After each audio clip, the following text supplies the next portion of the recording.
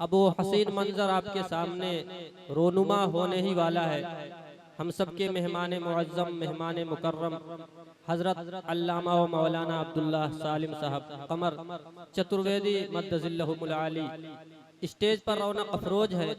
इस दरमियान जिन नौजवानाने कराम ने, जैसा कि आपने इश्तिहार पर पढ़ा है कि ये जलसा जिन नौजवानों की कोशिशों और काविशों का नतीजा है कि ये खूबसूरत स्टेज, ये गुलदस्ते की तरह सजा हुआ स्टेज और ये सामईन, ये बज़्म, ये महफिल जो हमें दिखाई दे रही है, उनकी कोशिशों और काविशों का नतीजा है। मैं चाहूँगा कि बस चंद लम्हों में उनके नामों का ऐलान कर दिया जाए। उसके बाद मेहमान मुकर्रम होंगे और आप होंगे जनाब मोहम्मद वाजिद साहब, मोहम्मद आगोश, अब्दुल्लाह, मोहम्मद अदनान, मोहम्मद फुरकान, अबुल माली, मोहम्मद शुएब, मोहम्मद फाद खान, हस्सान, मोहम्मद एहसान, मोहम्मद पैगाम, मोहम्मद खालिद, मोहम्मद आदिल, मोहम्मद इल्मान, मोहम्मद मकसूद, मोहम्मद अयान, मोहम्मद मौसूफ, साद, हंजला, मकसूद, मोहम्मद शाहनवाज, हाफिज अजीमुद्दीन। इन्हीं नौजवानों के लिए कभी अल्लामा इकबाल ने कहा था कि उक़ाबी रूह जब बेदार होती है जवानों में, उक़ाबी रूह जब बेदार होती है जवानों में, नजर आती है उनको अपनी मंजिल आसमानों में। सामीईन कराम, आज का ये खूबसूरत स्टेज, आज की ये खूबसूरत महफिल और हमारे मैदान खिताबत के खूबसूरत शहसवार आप सबके दरमियान तशरीफ फरमा है, जिनके बारे में यूँ कहा गया है कि यकीनन मसलको मशरब का मेरे पासबा हैं वो, यकीनन मसलको मशरब का मेरे पासबा हैं वो, कि हजरत कासिम नानो तवी का तर्जमा है वो, हकीकत का बयां है वो, सदाकत की ज़बां है वो, हकीकत का बयां है वो, सदाकत की ज़बां है वो, जहाने इल्म फन फिक्रो अमल का आसमां है वो मैदान खिताबत का शहसवार, अजीम कलमकार और फनकार, जिसका नाम इसमें गरामे हजरत मौलाना अब्दुल्ला सालिम कमर चतुर्वेदी है। आइए मैं दस्त बस्ता उनके हुजूर आपको लिए चलता हूँ और इस शेर के साथ उन्हें दावत स्टेज देता हूँ कि आजा की अभी जब्त का मौसम नहीं गुजरा, आजा की अभी जब्त का मौसम नहीं गुजरा, आजा के पहाड़ों पे अभी बर्फ जमी है और खुशबू के जजीरों से सितारों की हदों तक, खुशबू के जजीरों से सितारों की हदों तक, इस शहर में सब कुछ है फकत तेरी कमी है। हजरत अल्लामा व मौलाना अब्दुल्ला सालिम कमर साहब चतुर्वेदी, मैं दस्तबस्ता उनसे अर्ज करता हूँ कि वो स्टेज पर तशरीफ लाएं और अपने मुआइज़े हसना से हम सबको मुस्तफीज फरमाएं। अस्सलामु अलैकुम वरहमतुल्लाहि वबरकातुहू। वालेकुम अस्सलाम वरहमतुल्लाहि वबरकातुहू। इन्नल हम्दलिल्लाहि नहमदुहु व नस्तईनुहु व नस्तगफिरुहु व नुअमिनु बिही व नतवक्कलु अलैहि व नऊज़ु बिल्लाहि मिन शुरूरि अनफुसिना व मिन सय्यिआति अमालिना। मन यहदिहिल्लाहु फला मुज़िल्ल लहु व मन युज़लिलहु फला हादिय लहु व नशहदु अल्ला इलाहा इल्लल्लाहु वहदहु ला शरीका लहु व नशहदु अन्न सय्यदना व मौलाना मुहम्मदन अब्दुहु व रसूलुहु। अम्मा बअदु फ़अऊज़ु बिल्लाहि मिनश शैतानिर रजीम। बिस्मिल्लाहिर रहमानिर रहीम। इन्नल्लाह ला युग़य्यिरु मा बिक़ौमिन हत्ता युग़य्यिरु मा बिअन्फुसिहिम व इज़ा अरादल्लाहु बिक़ौमिन सूअन फ़ला मरद्द लहु व मा लहुम मिन दूनिही मिन वाल। वक़ाल अल्लाहु तबारक व तआला फ़िल क़ुरआनिल मजीद। इक़रा बिस्मि रब्बिकल्लज़ी ख़लक़, ख़लक़ल इंसान मिन अलक़। वक़ाल अल्लाहु तबारक व तआला वातसिमू बिहब्लिल्लाहि जमीअन वला तफ़र्रक़ू वज़्कुरू निअमतल्लाहि अलैकुम इज़ कुन्तुम अअदाअन फ़अल्लफ़ बैन क़ुलूबिकुम फ़अस्बहतुम बिनिअमतिही इख़वाना। सदक़ल्लाहुल अज़ीम। क़ालन नबिय्यु सल्लल्लाहु अलैहि वसल्लम तलबुल इल्मि फ़रीज़तुन अला कुल्लि मुस्लिम। वक़ालन नबिय्यु सल्लल्लाहु अलैहि वसल्लम अल मुस्लिमु कजसदिन वाहिदिन वक़ाल मन रआ मिनकुम मुनकरन फलयुग़य्यिरहु बियदी फ़इन लम यस्तति फ़बिलिसानी फ़इन लम यस्तति फ़बिक़ल्बी वज़ालिका ज़अफ़ुल ईमान। रवाहुल मुस्लिम। वक़ाल अन्नबिय्यु सल्लल्लाहु अलैहि वसल्लम उन्सुर अख़ाक ज़ालिमन औ मज़लूमन औ कमा क़ाल अन्नबिय्यु अलैहि स्सलातु वस्सलाम। All compliments, all physical prayer and all monetary worship are for Allah. Peace be upon you, O Prophet, and Allah's mercy and blessings. Peace be upon us and righteous slaves of Allah subhanahu wa ta'ala. I bear witness that no one is worthy except of Allah subhanahu wa ta'ala. In the name of Allah, the most gracious, the most merciful. O my Lord, expand me my breast is my task for me. Remove the impediment from my speech, so they may understand what I say.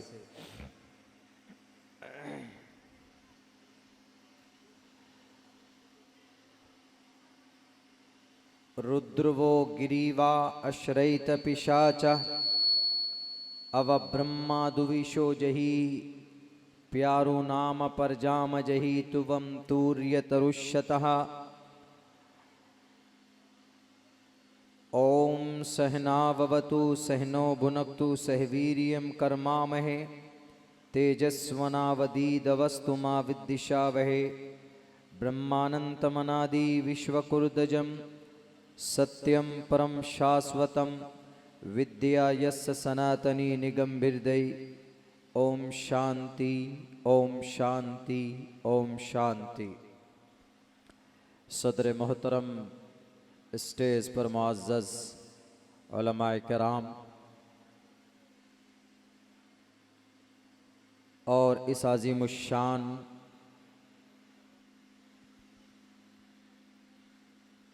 जलसे के banner तले जमा होने वाले हमारे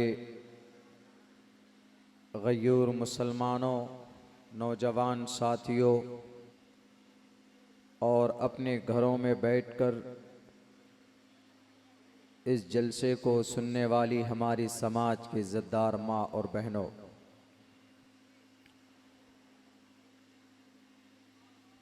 बड़ा ही खूबसूरत programme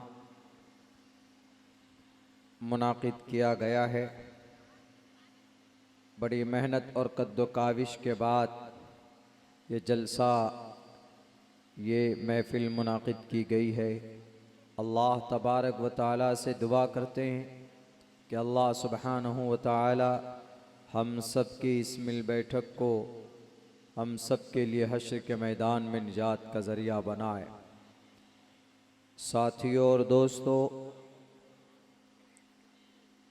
बड़ी अच्छी बातें आप लोगों के सामने पेश की गई हैं। हम सब दुआ करें कि अल्लाह तबारक व तआला उन तमाम बातों पर अमल की तौफीक अता फरमाए। कुछ बातें जो बहुत ज़रूरी हैं आप लोगों के सामने, बल्कि इस उम्मत मुस्लिमा के सामने आना बहुत ज़रूरी है। उसका एक्सप्लेनेशन होना और उसका स्टेटस का पता चलना बहुत ही ज़रूरी। मेरे भाइयों, अल्लाह तबारक व तआला ने कुरान करीम में तमाम इंसानों में बेहतर और मुनासिब और इज़्ज़तदार कोई तबका इस दुनिया के अंदर इंसानों में है तो वो मुसलमान है, वो एक ईमान वाला है, वो हज़रात मोमिनीन है। मगर आज हालत ये हो गई है कि सिर्फ़ हमारे एशिया महाद्वीप में नहीं बल्कि पूरी दुनिया के अंदर सबसे ज़्यादा ज़लील और रुस्वा और मज़लूम और मक़हूर कौम बना दी गई है। उस कौम को जिस कौम के लिए अल्लाह तबारक व तआला ने कुरान करीम में बड़े अच्छे अलक़ाब और बड़ी इज़्ज़त से नवाजा। कहीं कहा कुरान करीम में, वादल्लाहुल्लज़ीना आमनू व अमिलुस्सालिहाति लयस्तख़लिफ़न्नहुम फ़िल अर्ज़। तुम ज़मीन में ऐसी वैसी कौम नहीं हो, ईमान अल्लाह की ज़ात पर है, अच्छे आमाल करते रहो तो अल्लाह तबारक व तआला इस ज़मीन पर तुम्हें खलीफा बनाएगा। इसमें कोई शक नहीं। अल्लाह के नबी के बाद 1924 तक दुनिया के किसी न किसी हिस्से में अगर बादशाहत और हुक्मरानी किसी कौम की रही है तो वह कौम मुस्लिम है। 1924 में हुकूमत टूटी थी, सल्तनत उस्मानी, खिलाफत उस्मानिया का ज़माना, वो जो दौर चला था 1924 से आज तक, फिर दोबारा इस कौम को सुधरने का मौका नहीं दिया गया। और आपको पता चलना चाहिए कि ये शानदार इज़्ज़तदार जो हुकूमत रही जनाबे मुहम्मदुर रसूलुल्लाह से लेकर 1924 तक, आखिरी हुकूमत, आखिरी निज़ाम, आखिरी शान व शौकत, इस ज़मीन पर एक मुल्क है तुर्की। 1924 में वहाँ से ये निज़ाम तोड़ दिया गया और इस रीढ़ की हड्डी को तोड़ने और इस कौम को कमज़ोर करने में सबसे बड़ा हाथ और सबसे बड़ी साजिश किसकी है, हमें आज उसका पता चलना चाहिए। हमें नहीं मालूम है। हम में से बहुत से मुस्लिम, बहुत से ईमान वाले ऐसे हैं जो हमारी ईमानी ताकत को सल्ब करने के लिए कौन मेहनत और कोशिश कर रहा है, हम उसके बारे में नहीं जानते। मेरे भाइयों, अल्लाह ने आपके लिए कहा, वला तहिनु वला तहज़नु व अंतुमुल आलौन। तुम ही सुपीरियर हो इस दुनिया में, लेकिन आज ये कौम सुपीरियर नज़र नहीं आ रही। ये कौम मज़लूम है, ये कौम मक़हूर है, ये कौम कमज़ोर है। बल्कि आज की ज़ुबान में इस कौम के अंदर अंग्रेज़ी में एक शब्द है, लूज़र बना दिया गया है। और किस कौम के ज़रिए से इस कौम को इतना कमज़ोर किया गया, वो उस कमज़ोर और उस बदनाम और उस मग़ज़ूब अलैहिम कौम के ज़रिए से इस इज़्ज़तदार कौम को बदनाम किया गया, कमज़ोर किया गया, जिनके बारे में अल्लाह कहता है, ज़ुरिबत अलैहिमुज़्ज़िल्लतु वल मस्कना। दुनिया में एक कौम ऐसी भी है जिसके लिए अल्लाह तबारक व तआला ने कहा, to the day of judgement, क़यामत तक, यौमल क़ियामा, क़यामत की सुबह तक, when the world will be finished, will be destroyed, जब तक ये दुनिया ख़त्म हो जाएगी उस वक्त तक अल्लाह ने उस कौम के लिए कहा, ज़ुरिबत अलैहिमुज़्ज़िल्लतु वल मस्कना, हमेशा तुम्हारे माथे पर ज़िल्लत व मस्कनत की मोहर रहेगी। उस कौम के ज़रिए से इस इज़्ज़तदार कौम की तौहीन की गई है। आज दुनिया के अंदर इस कौम को कमज़ोर बनाया गया और वो ज़लील और वो मग़ज़ूब अलैहिम कौम कौन सी है? यहूदी है। You can very easily count them, आप बड़ी आसानी से उसको गिन सकते हैं अपनी उंगलियों में। पूरी दुनिया में उनकी तादाद कितनी है? सिर्फ 1.5 करोड़, 1 करोड़ तकरीबन 40 से 50 लाख की आबादी है पूरी दुनिया में यहूदियों की। और मुसलमानों की तादाद कितनी है पूरी दुनिया में? तकरीबन 1.25 और 2 अरब, 170 से लेकर 98 करोड़ यानी तकरीबन 2.25 अरब मुसलमान कौम इन इंटायर वर्ल्ड, पूरी दुनिया में 190-95 मुल्कों में दुनिया में, और उनका सवा हिस्सा भी नहीं है यहूदी। पूरी दुनिया में सिर्फ 1.5 अरब, पूरी दुनिया में हर जगह पर हैं, थोड़े थोड़े बसे हुए। उनकी एक बड़ी तादाद, उनकी एक भीड़ 40 से लेकर 60 लाख की तादाद उनकी, वो मुल्क इस्राइल में बसी हुई है उस कौम की। तो हमें इस बात पर गौर करना है कि जिसके बारे में अल्लाह ने कुरान में कहा मग़ज़ूब अलैहिम, सूरह फातिहा पढ़ते हैं हम लोग, इहदिनस सिरातल मुस्तकीम, ए अल्लाह हमें सीधे रास्ते की रहनुमाई फरमा। सिरातल लज़ीना अनअमता अलैहिम, उन लोगों के रास्ते पर चला जिन पर आपकी नेमत की बारिश हुई। सिरातल लज़ीना अनअमता अलैहिम गैरिल मग़ज़ूब अलैहिम, और उन लोगों के रास्ते से बचा जिन पर आपका गज़ब नाजिल हुआ। मग़ज़ूब अलैहिम, उलमाए किराम बैठे हुए हैं, बिल इत्तिफाक टोटल हज़रात मुफस्सिरीन का कहना है कि मग़ज़ूब अलैहिम से मुराद यहूदी है, वलज़्ज़ालीन से मुराद नसारा है, हज़रत ईसा को मानने वाले। हज़रत ईसा में को मानने वालों में 3 फ़िरक़े हैं, कैथोलिक, ऑर्थोडॉक्स, सुल्तानिया। वो एक अलग अलग है कि कोई हज़रत ईसा को अल्लाह का बेटा मानता है, उसमें से कोई हज़रत मरियम को मानता है, कोई रूह को मानता है। Catholic, Orthodox, Sultania. ऑर्थोडॉक्स दुनिया में ज़्यादा पाए जाते हैं, हमारे भारत के अंदर कैथोलिक बहुत कम, ऑर्थोडॉक्स ज़्यादा है। 2 ही कम्युनिटी के ईसाई में कैथोलिक, ऑर्थोडॉक्स, सुल्तानिया बहुत कम है। बैरकैफ नसारा वलज़्ज़ालीन, मग़ज़ूब अलैहिम यहूदी।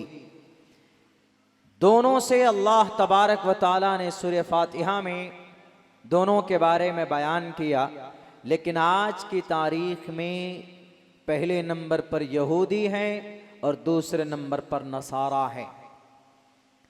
ये दोनों दोस्त भी नहीं हो सकते, लेकिन वक्ती तौर पर एक दूसरे की मदद करते हैं।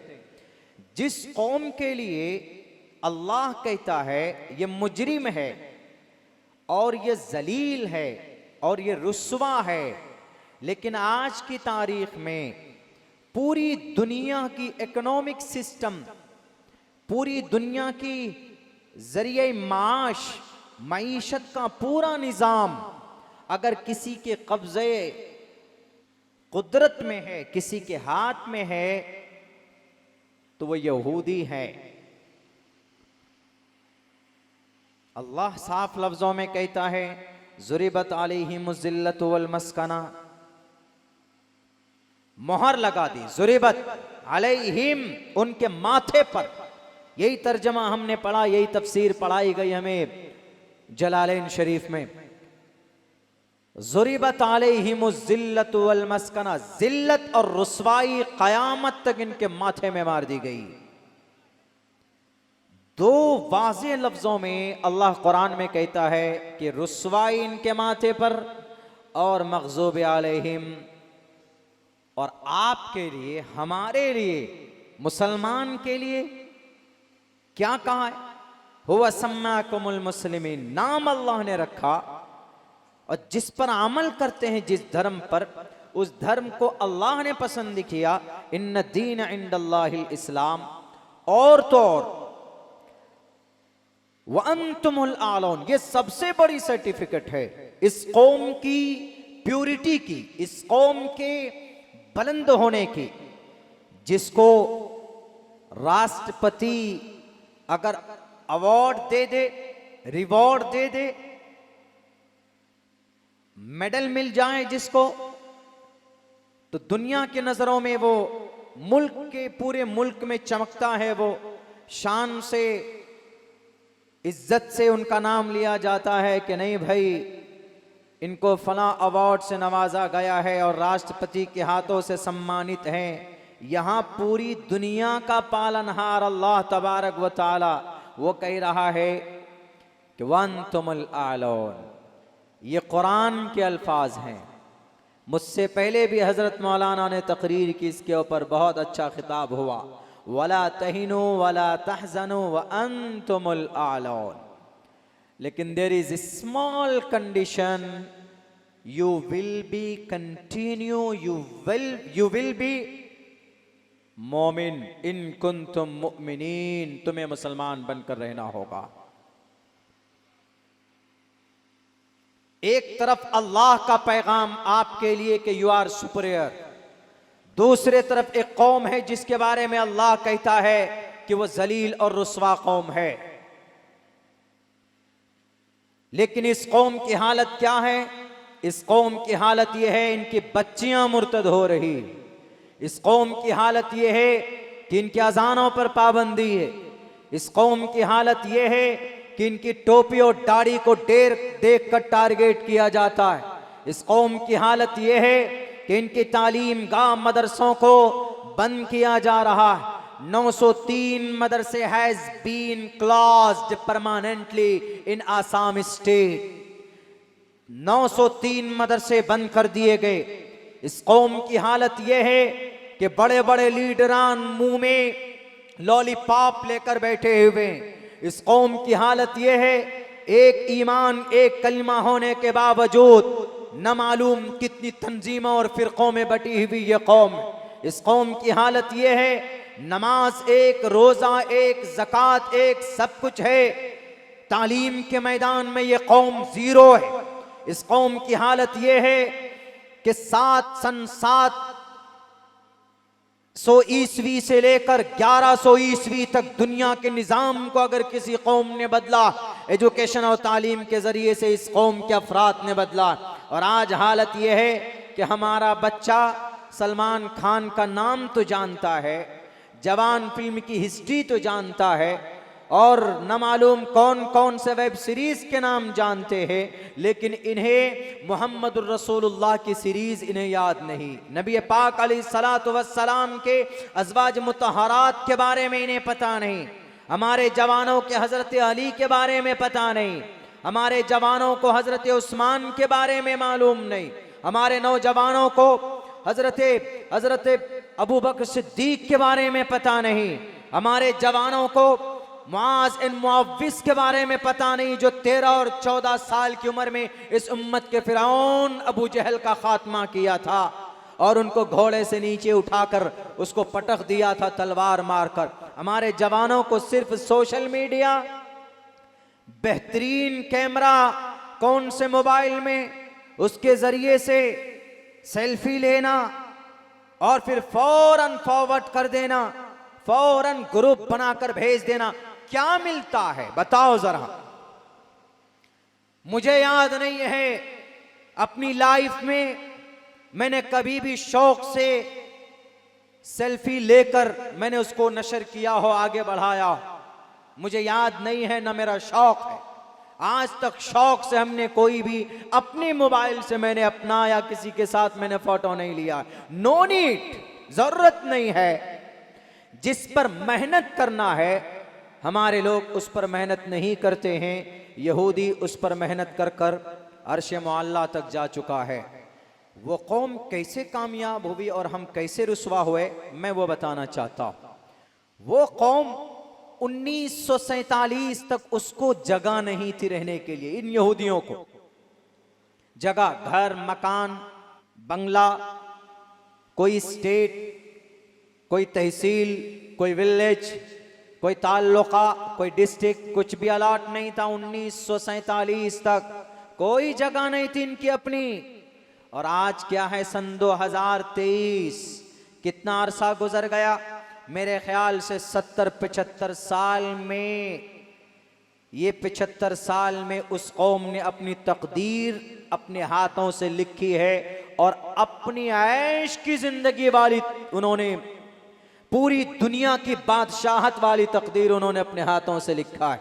मेरे भाइयों, कैसे 1947 तक जिसके पास रहने के मकान ना हो, लेकिन आज वो कौम इतनी ताकतवर है, इतनी ताकतवर है।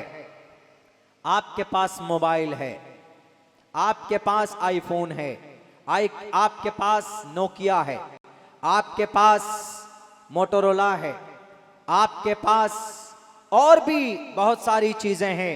कॉलगेट यूज करते हैं, आपके पास साबुन यूज करते हैं डव, आपके पास शैम्पू यूज करते हैं डव, आपके पास ओरल बी ब्रश है, आप पिज्जा खाते हैं, आप बर्गर खाते हैं, आप जनाब और आगे चले जाएं केएफसी खाते हैं, आप पीने में ड्रिंक इस्तेमाल करते हैं, थम्स अप यूज करते हैं, मिरिंडा यूज करते हैं, 7 अप इस्तेमाल करते हैं, पीते हैं, कोका कोला, पेप्सी, स्प्राइट वगैरह वगैरह इस्तेमाल करते हैं। ये सारे ड्रिंक्स मेड इन यहूदी, मेड इन इसराइल। मईशत की दुनिया का बेताज बादशाह ही नहीं, बल्कि इस दुनिया का बेताज गिरोह और कौम कोई है। इस दुनिया का बेताज बादशाह हर फील्ड में अगर कोई है, ये यहूदी। अलायाज़ु बिल्लाह, क्या मग़ज़ूब अलैहिम झूठा है? ज़ुरिबत अलैहिमुज़ ज़िल्लतु वल मस्कना झूठा है? या आपके लिए वअंतुमुल आलौन की तफसीर झूठी है? नहीं, सब कुछ अपनी जगह पर परफेक्ट है। कुछ चीजें ऐसी हैं इन यहूदियों ने हमसे चुराया। सिर्फ 3 बातों पर उन्होंने स्ट्रिक्टली इस पर अमल की है, जिसकी वजह से आज वो कौम 1947 में जो कौम गुलाम हो, 1922 में जिसके पास खाने के लिए रोटियां ना हो, 1915 में जो दर दर भटकती हो, उस कौम ने सन 2023 के अंदर पूरी दुनिया को हाथ उठाकर कह दिया है, अगर तुम मेरे हाथ के साए के नीचे रहे तो ठीक, नहीं तो तुम्हारे इन पंजों से तुम्हारी जिंदगी खत्म कर दी जाएगी। अगर ऐसी ताकतवर कोई कौम इस दुनिया में है तो यहूदी। कौन सा फार्मूला है जिस पर अमल करके इसने अपनी तकदीर को बदल दिया? कॉस्मेटिक की दुनिया में जाएं, कॉस्मेटिक, हमारी औरतें shampoo, oil, powder, lip balm और न मालूम कैसे कैसे ब्रांडेड क्रीम्स यूज करती हैं। वो टोटल की टोटल चीजें पैदा की जाती हैं, प्रोडक्ट हैं, वो सब के सब इन यहूदियों के। हर मैदान में, हर जगह पर, यानी ये कहिए तिजारत की दुनिया में अगर किसी का कब्जा है तो इन यहूदियों का कब्जा है। इतनी कम मुद्दत में इतनी तरक्की कैसे की मौलाना? 3 बातों पर उन्होंने मजबूती से अमल किया है।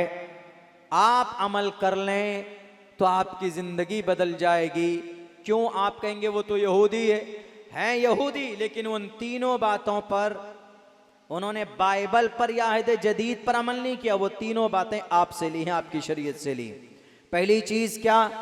पहली चीज उन्होंने तालीम पर मेहनत की, तालीम पर, एजुकेशन पर, तालीम के ऊपर मेहनत की। और सबसे पहले इस्लाम का मैसेज अल्लाह के नबी के बाद, अल्लाह के नबी के वक्त में मोहम्मद रसूलुल्लाह को जो अल्लाह के तरफ से पैगाम और वही की गई, वो कौन सी वही थी, कौन सा पैगाम था? तालीम का पैगाम था कि नहीं था? इक़रा बिस्मि रब्बिकल्लज़ी खलक़, इक़रा, पढ़ो, पढ़ो, तुम्हें पढ़ना है। यू हैव टू स्टडी, तुम्हें पढ़ना है। You have to educate your child, your generation, अपने बच्चों को एजुकेशन दो। ये पैगाम किनका है? अल्लाह ने सबसे पहले मोहम्मद रसूलुल्लाह से कहा कि तालीम दो अपने बच्चों को। अल्लाह कह भी सकता था नहीं, सबसे बड़ी चीज अल्लाह पर ईमान ले आओ, क्लियर नहीं कहा, बल्कि कहा इक़रा, पढ़ो, आप पढ़िए, आपको पढ़ना है। ए मोहम्मद, अगर बुराइयों का खात्मा करना है, अगर अच्छा कुछ लाना है अपने समाज में, यू हैव टू स्टडी, पढ़ो। क्या पढ़ें अल्लाह? पढ़िए आप अपने रब के नाम से। इक़रा बिस्मि रब्बिकल्लज़ी खलक़, खलक़ल इंसान मिन अलक़। कुरान करीम में ये सूरह इक़रा है, सबसे पहला पैगाम अल्लाह की तरफ से मोहम्मदुर रसूलुल्लाह को पढ़ने का दिया गया। और गिनकर आप बताइए कि हमारे भारत के अंदर मुस्लिम बच्चे कितने हायर स्टडीज में, ज्यादा से ज्यादा inter, matric inter, graduation complete करने के बाद पढ़ाई छोड़ देते हैं, आगे नहीं पढ़ना चाहते, आगे नहीं पढ़ते। पढ़ना जरूरी है मेरे नौजवानों, मेरे साथियों, पढ़ना जरूरी है। आप ये कहेंगे कि मौलाना क्या पढ़ें, कुरान पढ़ें कि साइंस पढ़ें?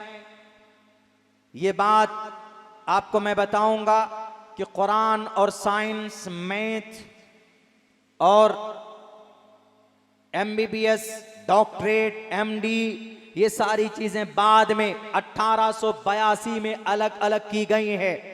वरना आपको पढ़ना है, पढ़ने जैसा मिजाज बनाना है। हमारे बच्चे पढ़ते नहीं, लेकिन यहूदियों के बच्चे पढ़ते। इतना पढ़ते हैं कि 5 क्लास का बच्चा प्रैक्टिकल में आता है। थ्योरी पढ़ने के बाद 5 क्लास का बच्चा, यहूदियों का कोई बच्चा वो आलू मिलाकर उसमें वायर डालकर आपको अर्थ पैदा करके दिखा देगा, करंट पैदा करके दिखा देगा। यहूदियों का बच्चा गेम बनाता है। यहूदियों का बच्चा थ्योरी पढ़ने के बाद प्रैक्टिकल में आता है। यही वजह है कि यहूदी का 5 क्लास का बच्चा हमारा ग्रेजुएशन किया हुआ एक अच्छा खासा आदमी उनसे कंपेयर नहीं कर पाएगा। आज देख लीजिए सोशल मीडिया की दुनिया में नई नई चीजें जो वजूद में आई, इनको वजूद में लाने वाला कौन? ये यहूदी मार्क जुकरबर्ग। बहुत ज्यादा उम्र नहीं है। फेसबुक जिनमें हम हर वक्त अपने दिमाग को खपाते। आज मैं ट्रेन में बैठा, बहुत भीड़ थी, लेट भी हुई, मैं देख रहा था हर कोई उस डब्बे में भीड़ है, लेकिन हर किसी के हाथ में मोबाइल है। उनमें से 60% लोग ऐसे थे जो सिर्फ फेसबुक चला रहे थे, फेसबुक के ऊपर वो लोग मसरूफ थे। क्या मिल रहा था उन्हें? कुछ नहीं। इस फेसबुक को इन्वेंट करने वाला, इस फेसबुक को दुनिया में लॉन्च करने वाला कौन? एक यहूदी बच्चा। व्हाट्सएप को दुनिया में लॉन्च करने वाला कौन? एक यहूदी बच्चा। इंस्टाग्राम को लॉन्च करने वाला कौन? एक यहूदी बच्चा। और ये यूट्यूब को लॉन्च करने वाला कौन? अमेरिका में है, लेकिन है कौन? इसका हेडक्वार्टर अमेरिका में एक यहूदी चलाता है। यहूदी इन सारे सोशल प्लेटफॉर्म के ये मालिक हैं, ये गुरु हैं। और हमने क्या बनाया? कुछ भी नहीं। हमारे बच्चों के हाथ में क्या है? ज्यादा से ज्यादा मोबाइल फोन दिखेगा, ज्यादा से ज्यादा क्रिकेट का बल्ला और वो गेंद। और आज तो जनाब वर्ल्ड कप का जमाना है, नमाज भी अलग, रोजा भी अलग, तालीम से कोई लेना देना नहीं। अपनी जिंदगी के बारे में कुछ भी नहीं सोचना कि हमारी जिंदगी के लिए, फ्यूचर के लिए हम क्या प्लानिंग कर रहे हैं। अगर ये सीखना है, इक़रा पर अगर आपको अमल करना है तो आपको मैदान में आना होगा। अगर आपकी खोई हुई इज्जत वंतुमुल आलून की मुकम्मल इज्जत चाहते हो तो आपको बेखौफ होकर और आपको निडर बनकर एजुकेशन के मैदान में आकर काम करना होगा। तालीम के मैदान में मेहनत करनी होगी। तालीम से इंसान की जिंदगी बदलती। तालीम से अब आप अपने समाज की दिशा को बदल सकते। तालीम से आप अपने सोसाइटी के अंदर अच्छा बड़ा काम कर सकते। एजुकेशन के जरिए से इनकलाब पैदा किया जा सकता। एजुकेशन एक ऐसा खामोश हथियार है जो वेपन से जो चेंजिंग नहीं आती है, लेकिन आप तालीम के जरिए से दुनिया के निजाम को बदल सकते। लफ्ज़ इक़रा पर किसी ने अमल किया तो लफ्ज़ इक़रा पर मुकम्मल तौर पर अमल करने वाला वो यहूदी। उन्होंने देखा कि भाई हम तो गुलामी ही कर रहे हैं, हमारी जिंदगी के अंदर कोई तब्दीली नहीं है, आखिर क्या किया जाए। उन्होंने मोहम्मदुर रसूलुल्लाह की जिंदगी को उठाकर देखा और देखा कि मोहम्मद जब उस मजबूत जगह पर यानी मक्कतुल मुकर्रमा में, अरब में सबसे खतरनाक इरादे वाले और मजबूत इरादे के मालिक लोग मक्कतुल मुकर्रमा में पाए जाते थे। जब वो किसी चीज के बारे में फैसला कर लें तो वो टलते नहीं थे। उन्होंने देखा कि मोहम्मद ने इस सख्त मुआशरे के अंदर भी कलिमे ला इलाहा इल्लल्लाह मुहम्मदुर रसूलुल्लाह की तबलीग की और 23 साल के कलील मुद्दत में 1,24,000 अंबिया सहाबाए किराम की एक मुक़द्दस जमात को खड़ा किया। वो कौन सा मंत्र था जिसके प्लेटफॉर्म के, जिसके बैनर तले मोहम्मद रसूलुल्लाह के 1.25 लाख ऐसे जानिसार सहाबा को पैदा किया। शुरू से स्टडी शुरू की, शुरू से from the beginning to the end, शुरू से स्टार्ट किया उन्होंने। और उन्होंने देखा कि मोहम्मद का पहला पैगाम था इक़रा, पढ़ो। तो उन्होंने अंदाजा लगाया अगर हमें अपनी तकदीर बदलनी है, अगर हमें खोई हुई इज्जत हमें वापस चाहिए, तो लफ्ज़ इक़रा पर अमल करना शुरू किया। और आपको मैं सिर्फ वैसी तकरीर के जरिए नहीं बता रहा, उठाइए आप कुर्तबा अशबीलिया मस्जिद, उनके एक कोने में एक कुतुबखाना है। 1300 ईस्वी में 70,000 किताबें हाथ की लिखी हुई। लंदन गरीब था उस वक्त, इंग्लैंड में गुर्बत थी, यूरोप भीख मांगता था उस वक्त में, कोई तालीमी निजाम नहीं था, लेकिन हमारे पास बड़े बड़े कुतुबखाने थे। लेकिन यहूदियों ने देखा कि नहीं, तालीम से ही जिंदगी बदल सकती है, तो उन्होंने फौरन सन 13 के बाद 1400, 1500, 1600 ईस्वी में उन्होंने तालीमी मरकज की बुनियाद डाली। कैम्ब्रिज यूनिवर्सिटी बनाई, ऑक्सफोर्ड यूनिवर्सिटी की बुनियाद डाली, हार्वर्ड यूनिवर्सिटी की बुनियाद डाली उन्होंने। और उन यूनिवर्सिटी में अपने बच्चों को तालीम देकर वो कौम जो जिल्लत की जिंदगी गुजार रही थी, आज पूरी दुनिया की वो कौम बादशाह बन चुकी है। और हमारे लोगों ने नहीं किया, हमारे लोगों ने अपने पैसों का नाजायज इस्तेमाल किया, अय्याशियां की हमारे पैसों का। ये कौम गरीब नहीं है, सबसे ज्यादा खजाना अल्लाह तबारक व तआला ने इस कौम के हाथ के नीचे अता फरमाया। उठाइए आप, 22 अरब कंट्री है, हर एक अरब कंट्री के अंदर आप चले जाएं तो आप सोना चांदी जमीन से निकलता है अरब ममालिक में, पेट्रोल कतर में निकलता है, दुबई में निकलता है, डीजल वहां निकलता है, गैस वहां निकलता है, पूरी दुनिया के अंदर सप्लाई होती, लाखों करोड़ों रुपए एक दिन के अंदर अल्लाह तबारक व तआला दौलत का अंबार लगा दिया जाता है उनके जरिए से। लेकिन इस कौम ने क्या किया?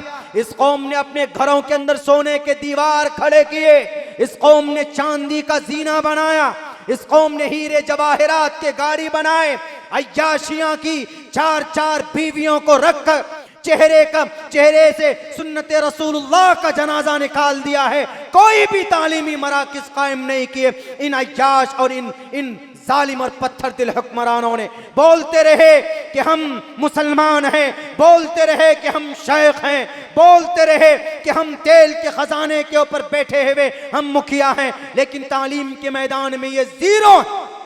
पूरे अरब कंट्री में दिखा दें आप, हमें हिजाज मुकद्दस में दिखा दीजिए, 22 अरब कंट्री हैं, किसी भी मुल्क के अंदर दिखा दीजिए, एक भी जबरदस्त यूनिवर्सिटी आपको नहीं मिलेगी, एक भी बेहतरीन शरी निजाम को पढ़ाने के लिए कोई मुनज़्ज़म मदरसा आपको नहीं मिलेगा।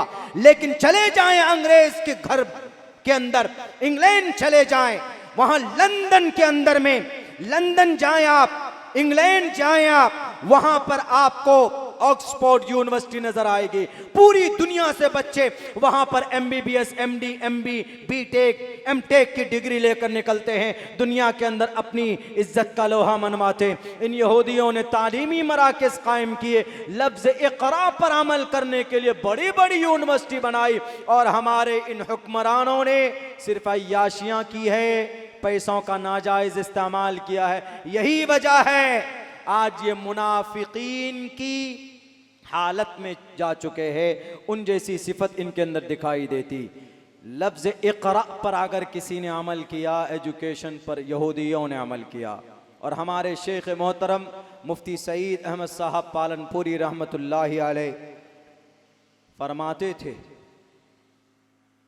सन 2011 में बुखारी शरीफ जिल्द अव्वल मैंने उनसे तालीम हासिल की। वो बोलते थे कि चाहे काफिर हो कि मुशरिक हो, अगर कुरान पर सुन्नत पर अमल करेगा अगर कोई, कोई हिंदू भी, कोई मुशरिक भी अगर कुरान के किसी हुक्म पर अमल करेगा या नबी की किसी सुन्नत पर अमल करेगा तो सवाब के लिए ईमान शर्त है।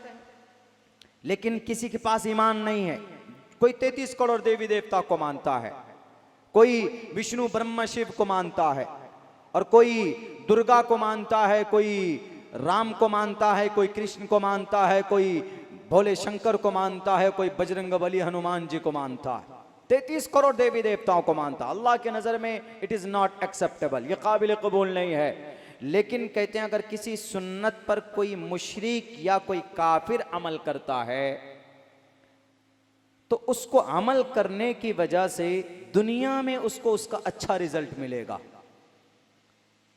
अगर इकरा पर अमल कर भी लिया यहूदियों ने तो आप कहेंगे कि मौलाना वो तो मोमिन है ही नहीं, कोई बेनिफिट मिलने वाला है ही नहीं मरने के बाद। ठीक है, मरने के बाद नहीं मिलेगा, दुनिया में तो मिल रहा है ना। तो दुनिया में अल्लाह रिजल्ट देते हैं, दुनिया में अच्छा रिजल्ट मिल सकता है। अच्छा रिजल्ट इकरा पर अमल करने से अच्छा रिजल्ट ये मिला कि यहूदी से ज्यादा बड़ा पढ़ा लिखा दुनिया के अंदर कोई मनुष्य नहीं है, कोई मानुष नहीं है, कोई इंसान नहीं। आप 100 अफराद की लाइन में 100 अफराद 100 यहूदी को खड़े कीजिए, पूछिए कि what's your qualification, what's your degree, what's your certificate. हर कोई कहेगा कि sir we are well educated, हम सब यहाँ प्रोफेसर हैं। कोई नहीं कहेगा कि I am illiterate person, I am a जाहिल, कोई नहीं कहेगा। यहूदी तालीम पर इतना फोकस किए हुए है कि बाल सफेद हो जाएंगे लेकिन पढ़ेगा, वो रिसर्च करेगा उस पर। उसको कुत्ता अगर मरा हुआ कहीं मिल जाए उसको तो उसकी ये कोशिश होती कि हम इस पर भी रिसर्च करें, ये मरा कैसे है। छोटी छोटी चीज पर वो रिसर्च करते हैं, तहकीक करते हैं, इसके अंदर आखिर क्या वजह है, इससे हम क्या चीजें निकाल सकते हैं, कौन सी अच्छी चीज है, वो अच्छी चीज ले लेते हैं। वो इस्लाम का दुश्मन है लेकिन इस्लाम में जो इनकलाबी चीजें हैं उसको लेकर उस पर अमल कर रहा। तो पहली चीज क्या, लफ्ज इक़रा पर अमल किया। जब तक इस कौम ने लफ्ज इक़रा पर अमल किया था तो उस वक्त दुनिया हमारे मुसलमानों की सामने पूरी दुनिया सजदा करती थी, पूरी दुनिया के। नहीं भाई, साइंटिस्ट में मुसलमान आगे रहते, वैज्ञानिक में मुसलमान आगे, डॉक्टरेट में मुसलमान आगे, हर जगह पर मुसलमान आगे रहते हैं। आप पीडीएफ करेंगे, गूगल करेंगे, वहां आपको कम से कम 300 ऐसे मैथमेटिशियन, साइंटिस्ट, प्रोफेसर, वैज्ञानिक का नाम मिलेगा आपको पूरा। आप पढ़िए, सब मिल जाएगा आपको। तब तक दुनिया में ये कौम नंबर 1 थी। लेकिन जब से तालीम का रिश्ता टूटा इस कौम से, इस कौम का तालीम से, उस वक्त से ये कौम जलील और रुसवा हुई। गूंगे और बहरे बन जाते हैं जनाब, गूंगे और बहरे। कहीं पर कोई मसला सामने आता नहीं बोल पाते कि हम क्या जवाब दें। अरे इतना इल्म हासिल करो कि तुम्हारे सामने धर्म की बात हो, कि तुम्हारे सामने संविधान की बात हो, कि तुम्हारे सामने और कोई दूसरे धर्म की बात हो, 2 टोक लफ्जों में बताने की कोशिश करो। तालीम होगी तभी। अभी कुछ दिनों पहले हम उत्तर प्रदेश, हम अपना घर जाना हो रहा था, AC3 में कुछ नौजवान, पढ़े लिखे 4 नौजवान थे। उनकी उम्र ऐसी होगी मेरे ख्याल से 17 से 18 साल, बल्कि 18 साल भी मुकम्मल उनकी उम्र नहीं होगी, वो 18 साल के लग रहे थे, लेकिन होंगे नहीं। पढ़ने वाले बच्चे थे, वो शायद कोटा से आ रहे थे। कोटा एलन वहाँ कोचिंग में नंबर 1 माना जाता है। कोटा राजस्थान में, उस शहर में रहा हूँ 4 साल तक। मैं गया हूँ कुरान पाक सुनाने के लिए, तरावी, तो मैं जानता हूँ। वहाँ 2-3 कोचिंग सेंटर है, उनमें से एक फेमस है एलन। और एलन का जो फाउंडर है, जो ऑनर है, जो चेयरमैन है, जो डायरेक्टर है, मेरी उनसे मुलाकात हुई है। मैंने उनसे कुछ बातें पूछी है कि भाई आप आखिर इतना इनकलाबी पहलू, 20,000 करोड़ रुपए सिर्फ बिहार के बच्चों से सालाना इनकम है उनका, तालीम देते हैं बहरे के।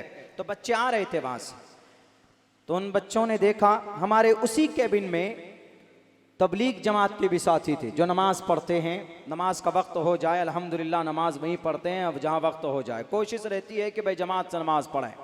हर एक मुसलमान के लिए नमाज फ़र्ज़ है, लेकिन तबलीगी जमात के साथी इन बातों की पाबंदी करते हैं। तो वो ऐसे जैसे इधर भी सीट है इधर भी सीट है, बीच में जगह थी, तो इमाम साहब वहाँ बन गए, पीछे एक हो गए, बाकी एक इधर सीट पे एक इधर सीट पे। वो लोग नमाज पढ़ने लगे। असर की नमाज पढ़ी, कोई दिक्कत नहीं। मगरिब की नमाज पढ़ रहे थे तो उसमें तो जहरी है, उसमें तो क़िरात करेंगे, उसमें सूरह फातिहा ज़ोर से पढ़ेंगे, कोई सूरत मिलाएंगे। तो जैसे उन्होंने नमाज शुरू की, पहली रकात मुकम्मल हुई तो इन नौजवानों ने जो इधर साइड में बैठे हुए थे, तीनों चारों बच्चे, तो फौरन मोबाइल निकाल कर उसमें गूगल करता है और उस गूगल में निकालता है हनुमान चालीसा। हनुमान चालीसा निकालता है और फिर पढ़ना शुरू करता है। जब जाप उसका हनुमान चालीसा का जाप शुरू करता है, जय हनुमान ज्ञान गुण सागर, इतना ही पढ़ता है। उनमें से एक लड़का सिर्फ एक लाइन ज़्यादा पढ़ता है, जय कपीसते हो लो को उजागर, आगे नहीं पढ़ता है। उसी को बार बार रिपीट कर रहा ज़ोर ज़ोर से। उधर से कुरान की आवाज़, इधर से हनुमान चालीसा की आवाज़, दोनों आवाज़ें टकरा रही थी। तो साइड में हम भी बैठे हुए थे, तो हम उनके पास गए, उन जवानों के पास जाके हम बैठे। तो बैठने के बाद हमने देखा कि भाई स्टूडेंट्स हैं, तालिब इल्म हैं, तो उन्हीं की लैंग्वेज में बात की जाए। हमने अंग्रेज़ी में बात शुरू की। हमने कहा कि भाई व्हाट डिड यू रिसाइट, क्या पढ़ रहे हैं आप लोग, please tell me, I want to listen from you. हम आपसे सुनना चाहते हैं कि व्हाट डिड यू रिसाइट, आप कुछ देर पहले क्या आप तिलावत कर रहे थे, क्या भजन कर रहे थे, क्या पढ़ रहे थे। थोड़ा सा मुस्कुरा कर हंस कर, वरना वो सोचेगा कि कहीं लड़ने के मूड में तो नहीं है। तो बहरकैफ हमने उनसे पूछा तो बोलता इट्स फ्रीडम, इट्स फ्रीडम, यानी फ्रीडम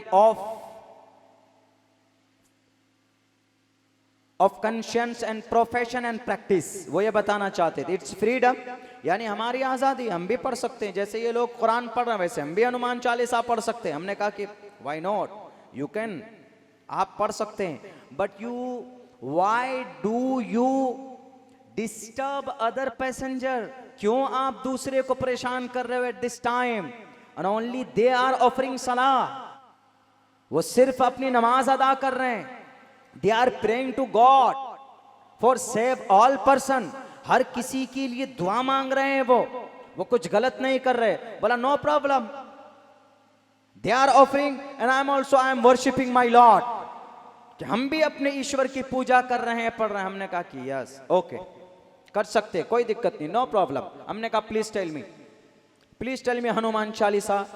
तो बोला yeah we are able to from the beginning to the end, हम आपको शुरू से आखिर तक सुना सकते हैं। हमने कहा सुनाओ, ले लीजिए मोबाइल। हमने कहा मोबाइल की जरूरत नहीं, आप पढ़िए। And I remember your Hanuman Chalisa and before 2 years back I remember from the bottom of our heart. हमने बहुत मेहनत करके इसको याद किया था। हमने कहा प्लीज टेल मी, सुनाइए। तो पढ़ना शुरू करते, जय हनुमान ज्ञान गुण सागर। उसके बाद वो दूसरे को मोबाइल पकड़ाता है, उसको कहता है कि जरा तू पढ़ आगे। वो कहता है कि नहीं मुझे भी यहीं तक याद है, एक ही लाइन याद है, आगे याद नहीं। वो कहता है, तीसरे को मोबाइल पकड़ाता, वो भी पढ़ता, जय हनुमान ज्ञान गुण सागर, जय कपीसते हो लोगों को उजागर। वो चौथे को मोबाइल आखिर फाइनली पकड़ाता है कि ले तू पकड़, मुझे आगे याद नहीं, तू आगे पढ़। वो कहता मुझे कहाँ से याद आगे, मुझे भी एक ही 2 ही लाइन याद है, जय हनुमान ज्ञान गुण सागर, जय कपीसते हो लोगों को उजागर। हमने कहा what happened, what's wrong with you, क्या हुआ, please tell me, I listen, I am listening your worshipping mantra and bhajan, हम सुन रहे हैं, please tell me, please continue, पढ़िए आगे। क्या बोलता है कि मौलाना we are not able to, we can not tell you from the beginning to the end, only 1 and 2 line we remembered, हमें याद है, हम इससे आगे नहीं सुना सकते। हमने कहा कि Why? क्यों नहीं सुना सकते? And before some time you told me we are able to tell you from the beginning to the end, शुरू से आखिर तक हम पढ़ा कर सुना सकते हैं, तो प्लीज कंटिन्यू, पढ़िए आप इसको, आगे कीजिए। बोला नहीं, हमने कहा ठीक है, 1 second, can you translate into Hindi language, जय कपीसते हो लोगों को उजागर, कैन यू ट्रांसलेट, क्या आप जय कपीसते हो लोगों को उजागर का तर्जमा कर सकते हो हिंदी में? बोला नो मौलाना। अब बहुत ज्यादा फंसता जा रहा था, बहुत ज्यादा। हमने कहा हमने कहा आज पता चलेगा कि कितनी वर्शिपिंग है, कितनी जज्बा है आपको अपनी भक्ति करने का। हमने कहा कि पूछ लीजिए इन मौलाना सा ये जो तबलीग के साथी है, ये पूरे सूरह फातिहा भी सुनाएंगे और जहाँ तक उम्मीद है कि कम से कम 10 सूरतें भी सुना देंगे। ये आपको तर्जमा अलग बात है, तर्जमा ना हो, लेकिन ये आपको सुनाएंगे, पूरे सूरह फातिहा सुना देंगे, मुअव्वज़तैन सुना देंगे आपको, और जो सी भी सूरत चाहेंगे आप छोटी वो पढ़कर सुना देंगे आपको। हमने कहा कि ये है बिना टाइम, बिना किसी को टारगेट किए है ये। हमने कहा कि बेचारा ये very easily they are offering सलाह व नमाज अदा कर रहे हैं, because Allah said in the holy Quran इन्ना सलात कानत अल मुमिनीन किताबम मौक़ूदा। It's their great responsibility to offer सलाह 5 टाइम्स अ डे। 24 घंटे में 5 वक्त की नमाज पढ़ना ये इनके लिए जरूरी है, because Allah created them, Allah created us to worship. उनकी भक्ति के लिए पैदा किया ब्रो। बोलता मौलाना सच बताएं, सच तो ये है कि हम लोगों को तर्जमा तो दूर की बात, हम लोगों को 2 लाइन से 3 लाइन याद नहीं है। हमने कहा क्यों याद नहीं है? Why don't you remember? You should remember, you must to remember them. क्यों नहीं याद करते उन्हें?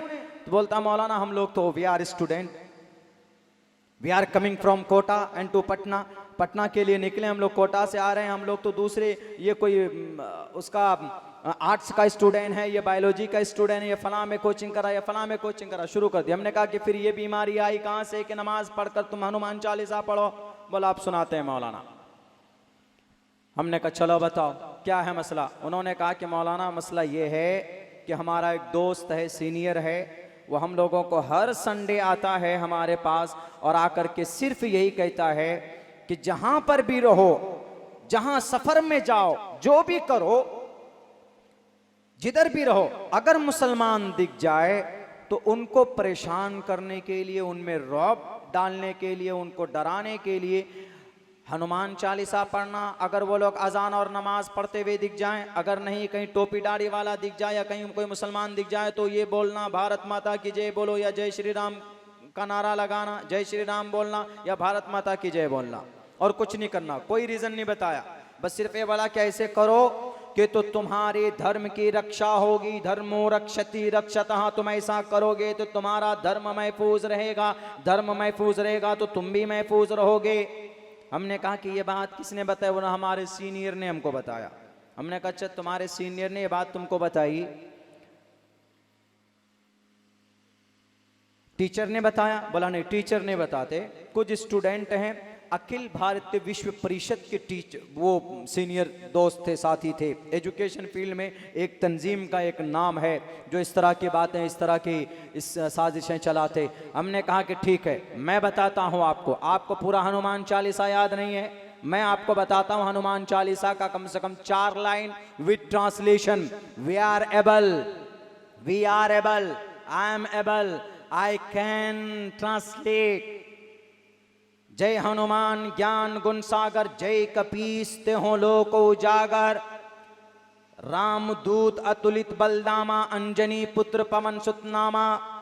महावीर विक्रम बजरंगी, कुमति निवार सुमति के संगी। कुमति निवार, जिनकी बुद्धि ठप हो उनकी बुद्धि को हनुमान जी भगाते हैं, खत्म करते हैं, और जिनकी बुद्धि अच्छी हो, कुमति निवार, कुमति जो बोड़म है, जो बेवकूफ है, जो पागल है, जिनकी बुद्धि भ्रष्ट है, निवार करते हैं। कौन? हनुमान जी। उनकी बुद्धि, उनकी अकल को खत्म करते हैं। सुमति के संगी, जिनका दिमाग अच्छा हो और जिनकी सोच अच्छी हो, जिनकी बुद्धि अच्छी होती है। के संगी, हनुमान जी उनके साथ मिलकर उनको पुश करते हैं, आगे करते हैं। हमने कहा कि महावीर विक्रम बजरंगी, कुमति निवार सुमति के संगी। कंचन वरन वराज सुबेशा, कानन कुंडल कुंचित केशा। कंचन वरन वराज सुबेशा, घुंघरियाले बाल वाले और फिर सफेद पीले कपड़े वाले और पीली शक्ल वाले महावीर विक्रम, बड़ी ताकत वाले महावीर विक्रम बजरंगी, बड़ी ताकत वाले, अपनी ताकत पर कंट्रोल रखते थे और बुद्धियों को, जो खराब बुद्धि उसको खत्म करते थे, अच्छी बुद्धि वाले के साथ होते थे। हमने कहा ये है मतलब हनुमान चालीसा का। Hanuman Chalisa, this is translation of Hanuman Chalisa, and this message and this Hanuman Chalisa give you a message, a great message कि अगर तुम्हारे अंदर दिमाग के अंदर खराबी है तो उस दिमाग को सुधारो। ये नहीं कि मुसलमान नमाज पढ़ रहा है तो उनकी नमाज को देखकर उनको चिढ़ाने के लिए ऐसा कुछ करो। हमने कहा कि ये ज्ञान की जरूरत है, तालीम की जरूरत है। हमने कहा कि इन विच ऑथेंटिक हॉली ग्रंथ, इन विच ऑथेंटिक धर्मशास्त्र डू यू बिलीव। उन्होंने कहा कि श्रीमद् भगवत गीता, मौलाना श्रीमद् भगवत गीता को हम मानते। हमने कहा कि डू यू नो फर्स्ट मंत्रा श्रीमद् भगवत गीता, श्रीमद् भगवत गीता का पहला मंत्र तुम्हें याद है बाबू, बताओ जरा। वो बोलता है कि मौलाना नहीं याद है, नहीं जानते। हमने कहा वो भी लिख लो, मैं तुमको पढ़कर बता देता हूँ। धर्म क्षेत्रे कुरुक्षेत्रे समवेता युत्सवः मामका पांडवा किम कुर्वत संजय। मैं बता देता हूँ। वो थोड़ा क्लोज हुआ, कंफर्टेबल महसूस करने लगा कि भाई हमारे धर्म के बारे में कुछ अच्छा विशेष ज्ञान दे रहे हैं। इसीलिए हमने उनको वहां पर कहा, हमने कहा कि ये जो आप तालीम हासिल कर रहे हो वो ठीक है अपनी जगह पर, लेकिन धर्म के बारे में आपको ज्ञान नहीं है तो धर्म के बारे में भी ज्ञान आपको प्राप्त करना होगा, वरना आपके दिल में ये बात बैठा दी गई, आपके दिमाग में ये भूसा भर दिया गया, मीडिया के जरिए हो या नेताओं के जरिए से हो कि भाई धर्म की रक्षा करना है तो जय श्री राम का नारा लगाओ, धर्म की हिफाजत करना है तो जहां मुसलमान नमाज पढ़ें वहां पर हनुमान चालीसा का विर्द शुरू कर दो, वहां पर भारत माता की जय का नारा बुलंद करने लगो। उन्होंने कहा कि मौलाना ये तो कुछ नहीं है, हमें ये भी बताया गया है कि आपके मदरसों में जहां आपका कुरान पढ़ाया जाता है, जहां आपके मकतब के अंदर जहां आपकी बेसिक धर्म की तालीम दी जाती है, वहां पर हमें सिर्फ एक बात बताई जाती है कि इनके मदरसों के अंदर आतंकवाद पैदा किया जाता, इनके मदरसों के अंदर उग्रवाद बनाया जाता। कैसे बनाया जाता? आपके पास जो कुरान है मौलाना, उस कुरान में 24 नहीं, हमारे पास जो लेटर है, हमारे पास जो लिस्ट बनकर आया है, आपके कुरान करीम की 27 या 28 ऐसी आयतों का लिस्ट बनाकर भेजा गया है जिसके अंदर तशद्दुद है, ट्रांसलेशन के साथ है। हमने कहा एक दो जरा बताओ। उन्होंने कहा कि एक आयत तो आपके कुरान में यह है, या अय्युहन नबी युहर्रिजुल मुमिनीना अलल क़िताल, कि देखो आपके कुरान में आपका अल्लाह आपके नबी से कहता है कि टोटल मुसलमानों को, हिंदुओं को मारने के लिए जमा करो। हमने कहा कि this is very very wrong. या अय्युहन नबी युहर्रिजुल मुमिनीना अलल क़िताल का ये तर्जमा नहीं है। उन्होंने कहा कि हमारे इस लिटरेचर में लिखा हुआ, ये देखिए। हमने कहा कि ये लिखा गया है, ये अदावत नहीं, ये जिहालत है, ये अनपढ़ है, ये इलिटरेसी है। तालीम अगर होती उन नौजवानों के अंदर, एजुकेशन, तो कभी भी इस तरह की बात एक्सेप्ट नहीं करते। हमने कहा और आगे पढ़ो। उन्होंने कहा कि मौलाना एक आयत और भी है, एक आयत में है कि हिंदुओं के खिलाफ तलवार तीर तफंग से तैयार रहो, वअइद्दू लहुम मस्ततातुम मिन कुव्वा। देखिए आपके कुरान में है हिंदुओं को मारने पीटने के लिए तैयार रहो, तलवार और तफंग लेकर, तीर लेकर। हमने कहा ये भी गलत है, और भी कोई है तो बताओ। उन्होंने कहा और भी है। उन्होंने कहा कि हाँ ये आपकी कुरान फ़क़्तुलुल मुशरिकीन हैसु वजदतुमुहुम, ये आयत भी है। हमने कहा ये भी गलत है। हमने कहा और पढ़ो। वो कहता है मौलाना और भी है, लूटने की मारने की, फ़कुलू मिम्मा गनिमतुम, लूटो और माल खाओ, हिंदुओं के माल लूटो और खाओ। आप ही की कुरानी आयत है ना। और हम इन मदरसों को इसलिए टारगेट करते, और आपको नहीं मालूम अभी तो सिर्फ आसाम में 900 मदरसे बंद कर दिए गए, पूरे भारत के अंदर मदारिस बंद कर दिए जाएंगे, और मदरसों के अंदर जो कुरान पढ़ाया जाता है उसके ऊपर भी पाबंदी लगेगी। जो मदरसा जो फुलफिल होगा कंडीशन के मुताबिक, स्टेट गवर्नमेंट के उन मदरसों के अंदर भी कुरान करीम की इन 28 आयतों को आप नहीं पढ़ा सकते। इन आयतों के अंदर तशद्दुद है, इन आयतों के अंदर जुल्म ज़्यादती। हमने कहा कि गलत फहमी दिमाग में है। या अय्युहन नबिय्यु हर्रिज़िल मुअमिनीना अलल क़िताल, ये हिंदुओं के लिए नहीं है, ये उन शत्रुओं के लिए है जो लड़ते हैं, जो क़िताल करते हैं, मैदान में आ जाते हैं और फिर अपनी जान बचाने की बारी आती है तो तब अल्लाह तबारक व तआला ने कहा कि भाई जब जंग में जाना हो तो किसी को घर में नहीं रहना चाहिए। बताओ जरा, यूक्रेन रशिया के साथ मुकाबला कर रहा है, यूक्रेन के अंदर फौजी सेना कम है, लेकिन एक एक फर्द, हर घर से 2-2 नौजवान, अगर कोई जवान बेटी है तो अपने सर पर कफन बांधकर यूक्रेन का झंडा लेकर अपने मुल्क की रक्षा के लिए रशिया से जंग करने के लिए मैदान में खड़ी हुई। हमने कहा यही मतलब है या अय्युहन नबिय्यु हर्रिज़िल मुअमिनीना अलल क़िताल का।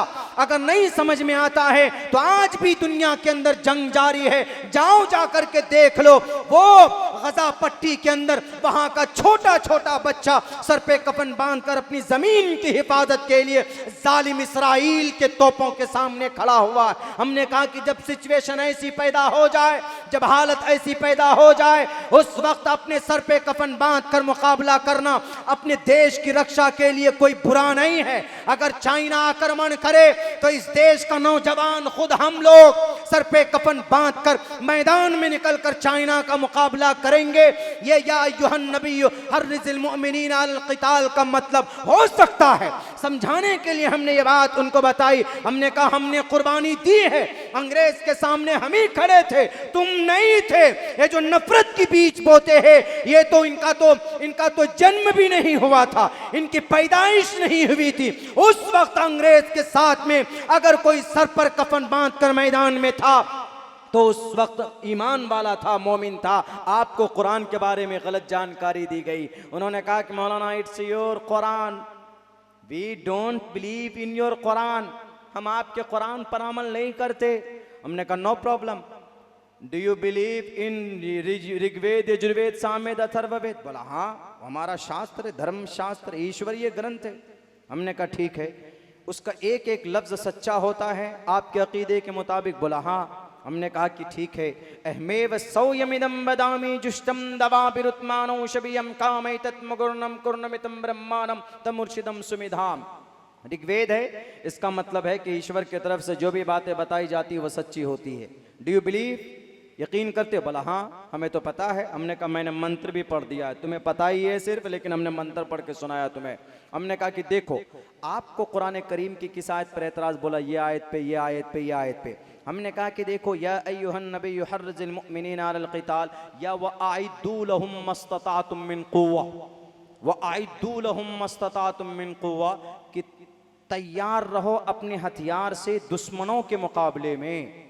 हमने कहा यही मतलब है, सच्चा मतलब ये है कुरान का, ये इस आयत का। इसका ये मतलब नहीं कि हिंदू के खिलाफ तैयार रहो, हिंदू कहीं नहीं है, दुश्मन है दुश्मन।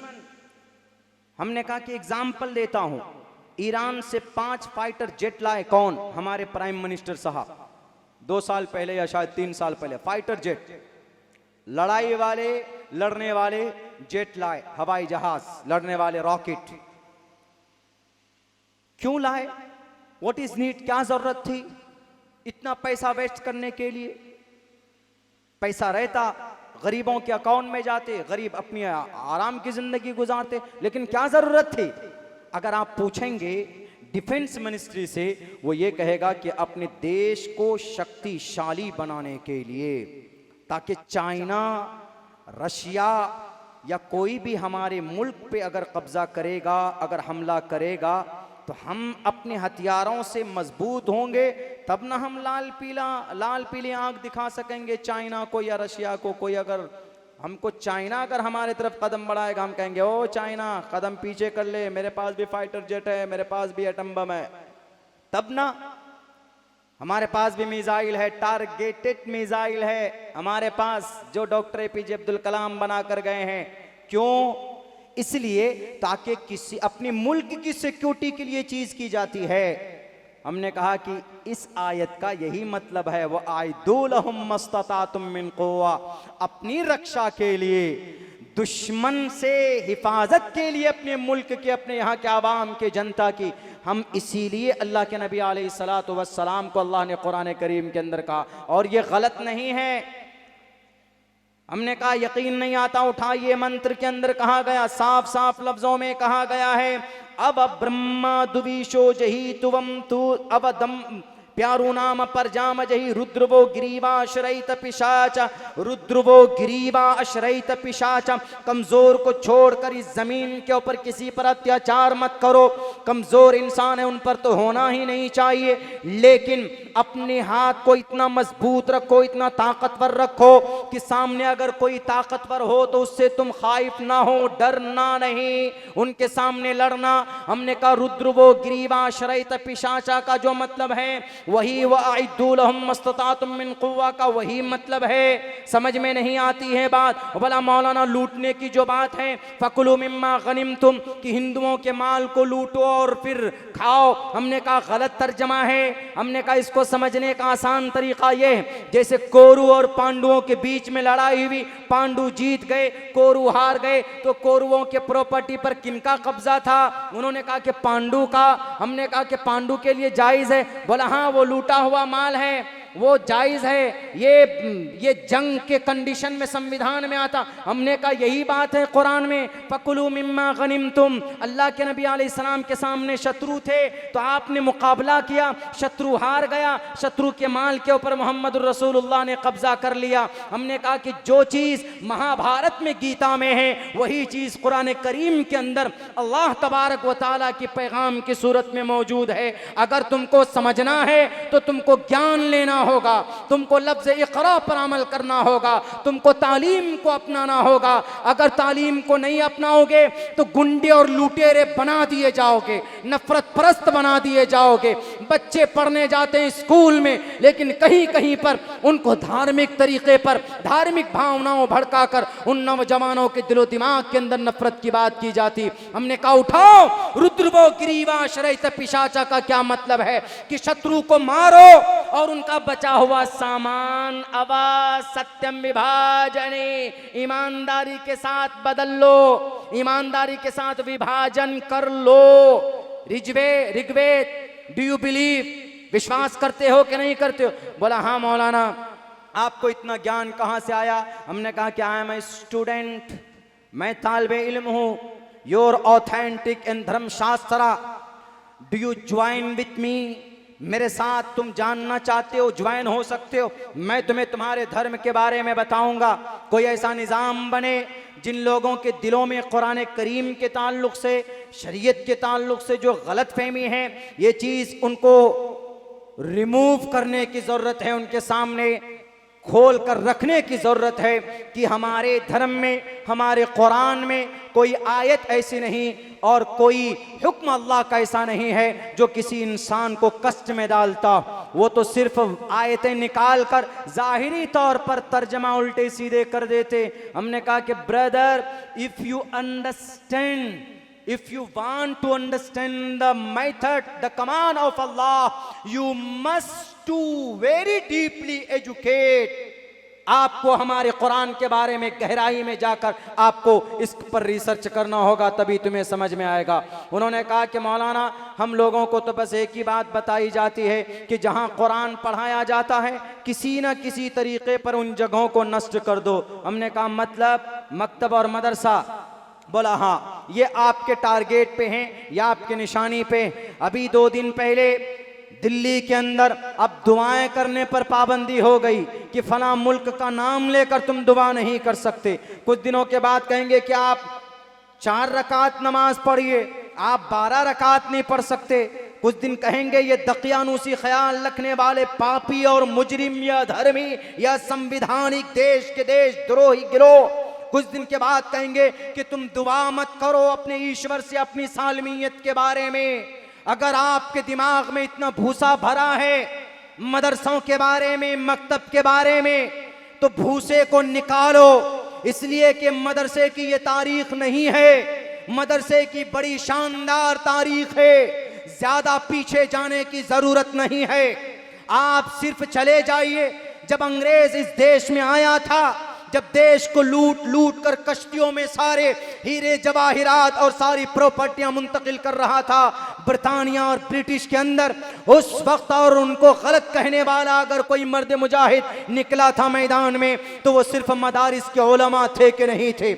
अगर ये मदरसा ना होता तो शाह वलीउल्लाह होते, शाह वलीउल्लाह ना होते, उनके बेटे शाह अब्दुल अजीज ना होते जिन्होंने अंग्रेज के खिलाफ जिहाद का फतवा दिया था। अगर शाह अब्दुल अजीज ना होते तो जिहाद का फतवा सादिर नहीं किया जाता। अगर जिहाद का फतवा नहीं होता तो इस देश को अंग्रेज के खिलाफ लड़ने के लिए मुसलमानों के तरफ से वो मुकम्मल बाज़ाब्ता मुनज़्ज़म जमात नसीब न होती, मदरसा ना होता तो शाह अब्दुल अजीज न होते, शाह अब्दुल अजीज न होते तो हम हाजी इमदादुल्लाह न होते, हाजी इमदादुल्लाह न होते तो उनके निगरानी में रहने वाले दो बड़े शागिर्द, दो बड़े साथी मौलाना कासिम नानोतवी न होते, मौलाना अब्दुल रशीद गंगोही न होते, मौलाना अब्दुल रशीद न होते, मौलाना कासिम न होते, दारुल देवबंद की बुनियाद न डाली जाती, दारुल देवबंद न होता तो शेखुल हिंद न होते, शेखुल हिंद न होते जामिया मिलिया यूनिवर्सिटी न होती, और अगर शेखुल हिंद न होते तो तहरीक रेशमी रुमाल में सबसे ज्यादा मेहनत करने वाले मौलाना उबैदुल्लाह सिंधी न होते, मौलाना उबैदुल्लाह सिंधी न होते, शेखुल हिंद न होते।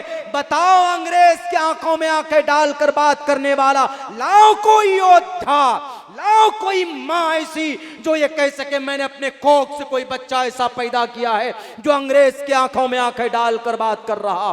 कोई नहीं मिलेगा। अगर ऐसा कोई शख्स मिलेगा, ऐसा कोई मर्द मुजाहिद मिलेगा, ऐसा कोई टोपी और दाढ़ी वाला मिलेगा तो सिर्फ एक शख्स का नाम आता है तारीख की किताबों में। उस शख्स का नाम शेखुल इस्लाम हुसैन अहमद मदनी का नाम।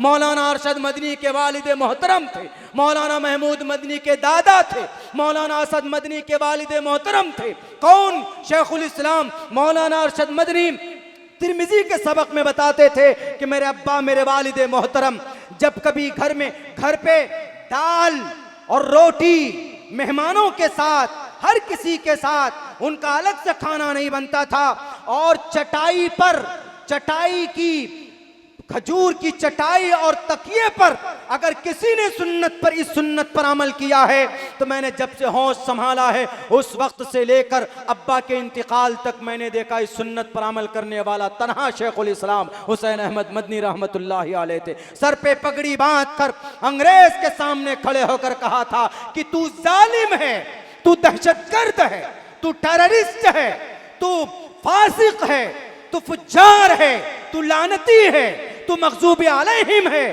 तू ज़ुरिबत अलैहिम ज़िल्लतु वल मस्कना है, सारी दुनिया की लानतें तुम पर हो। मैं तुम्हारे खिलाफ फतवा मैंने दिया था और आज भी देता हूं।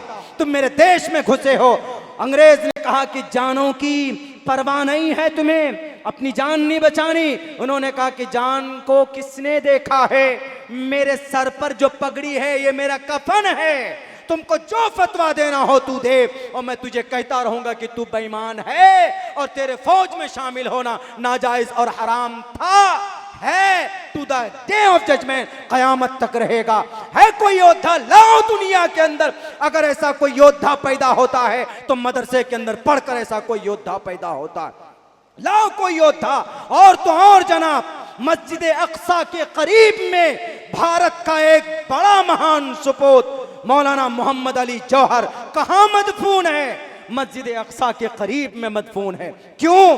भारत में जगह नहीं थी और अरब में जगह नहीं मिली, मक्का मदीना में जगह नहीं मिली, मस्जिद अक्सा में क्यों गए? क्यों उनकी लाश दफन है? इसलिए गए थे इस देश को आजाद करने के लिए। ब्रिटिश पहुंचे, ब्रिटानिया पहुंचे और वहां अंग्रेज से कहा कि अंग्रेज, मैं भारत में नहीं जा सकता जब तक ये भारत तुम्हारा गुलाम रहेगा, और मैं आया हूं आजादी लेने के लिए।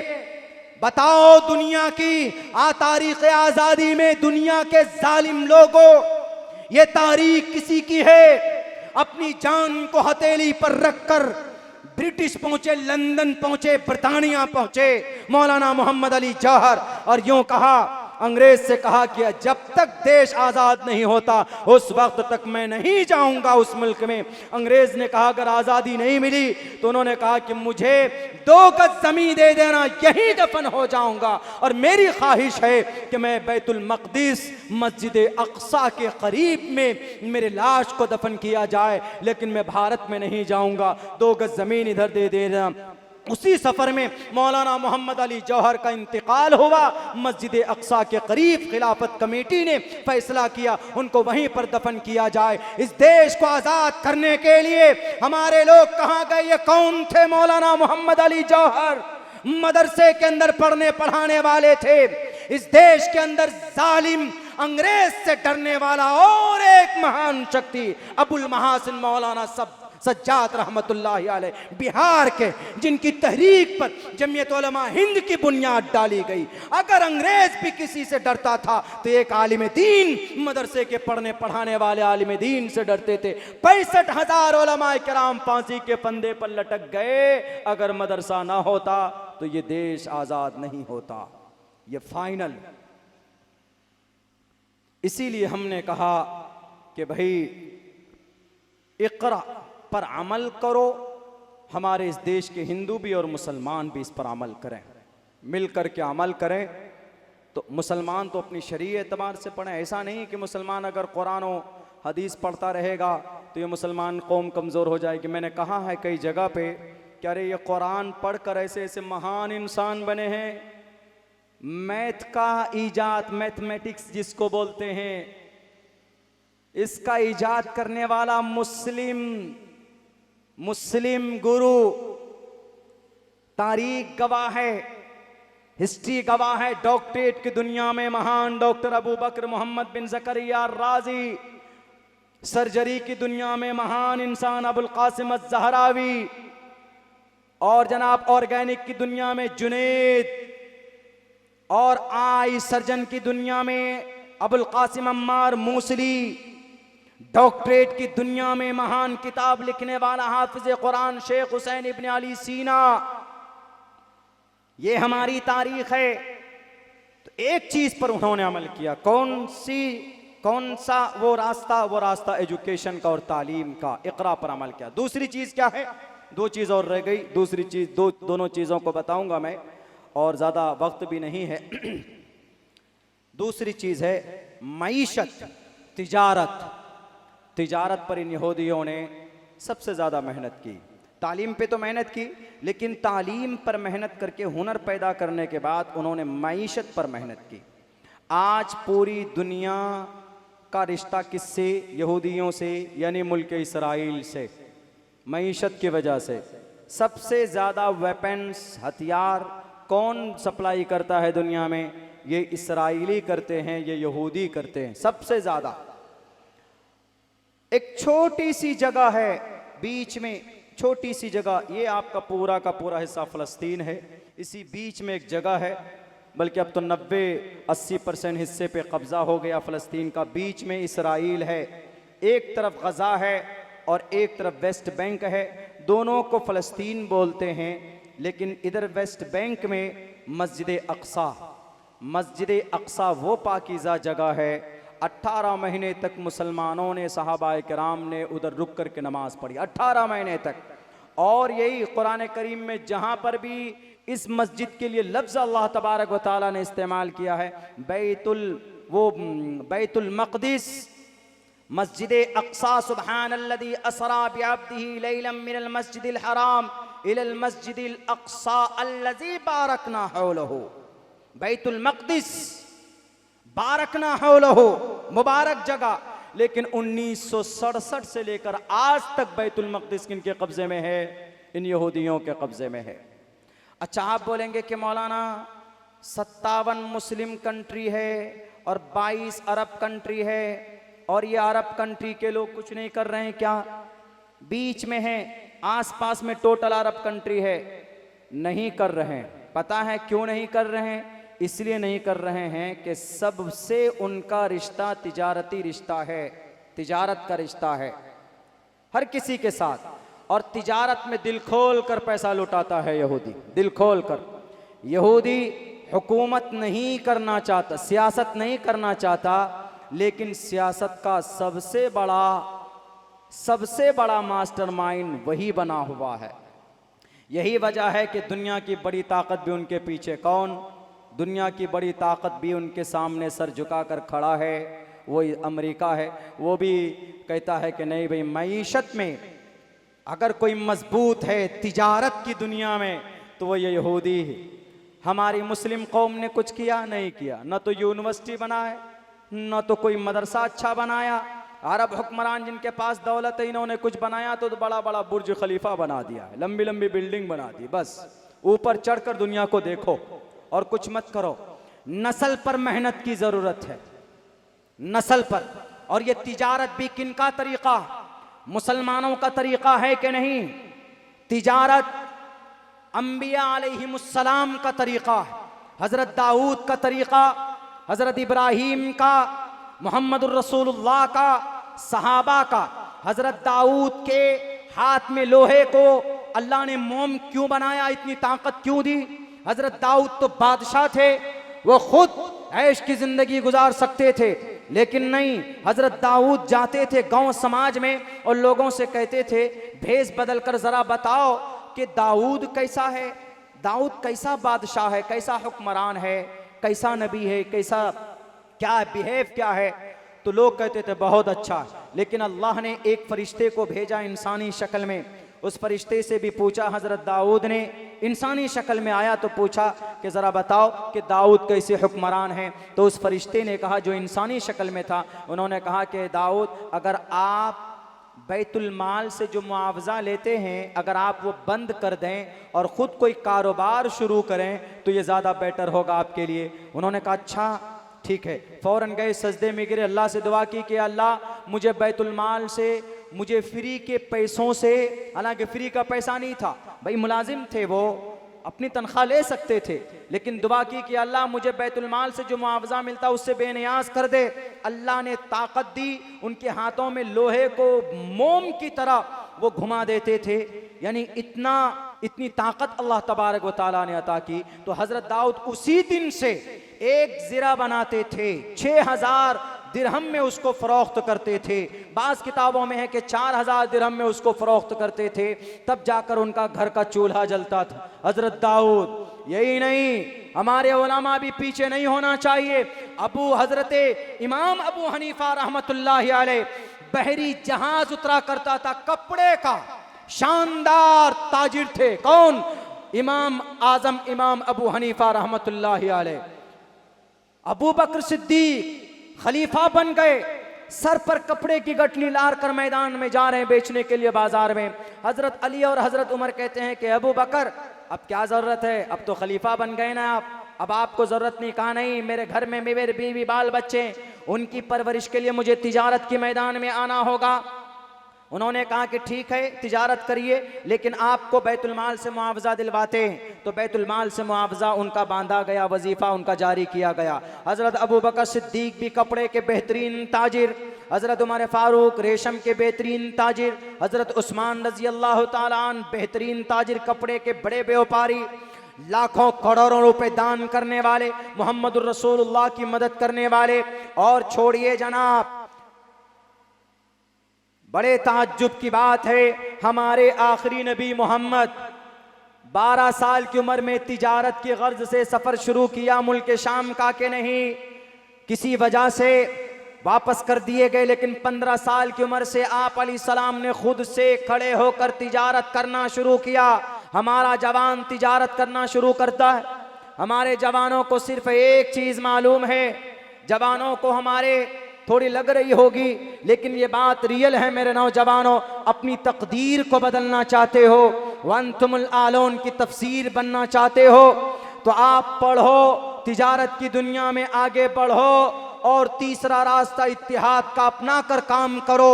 अगर 25 साल के अंदर मैं कसम खाकर कह के जाऊंगा आपके कुशीनगर में आने का मौका कम मिलता, प्रोग्राम ज्यादा कैंसिल होते हैं मेरे, लेकिन मैं बता कर जाऊं, अगर मर जाऊंगा 25 साल के बाद आपकी तकदीर न बदल जाए, आपके गांव समाज के चाल ढाल न बदल जाए, तो उस वक्त मेरी कंकाल को कब्र से उठाकर आप पूछिएगा कि अब्दुल्ला सालिम बताओ 25 साल पहले तुमने जो बात की थी, हमने मेहनत की लेकिन हमारे इलाके के अंदर तब्दीली नहीं आई।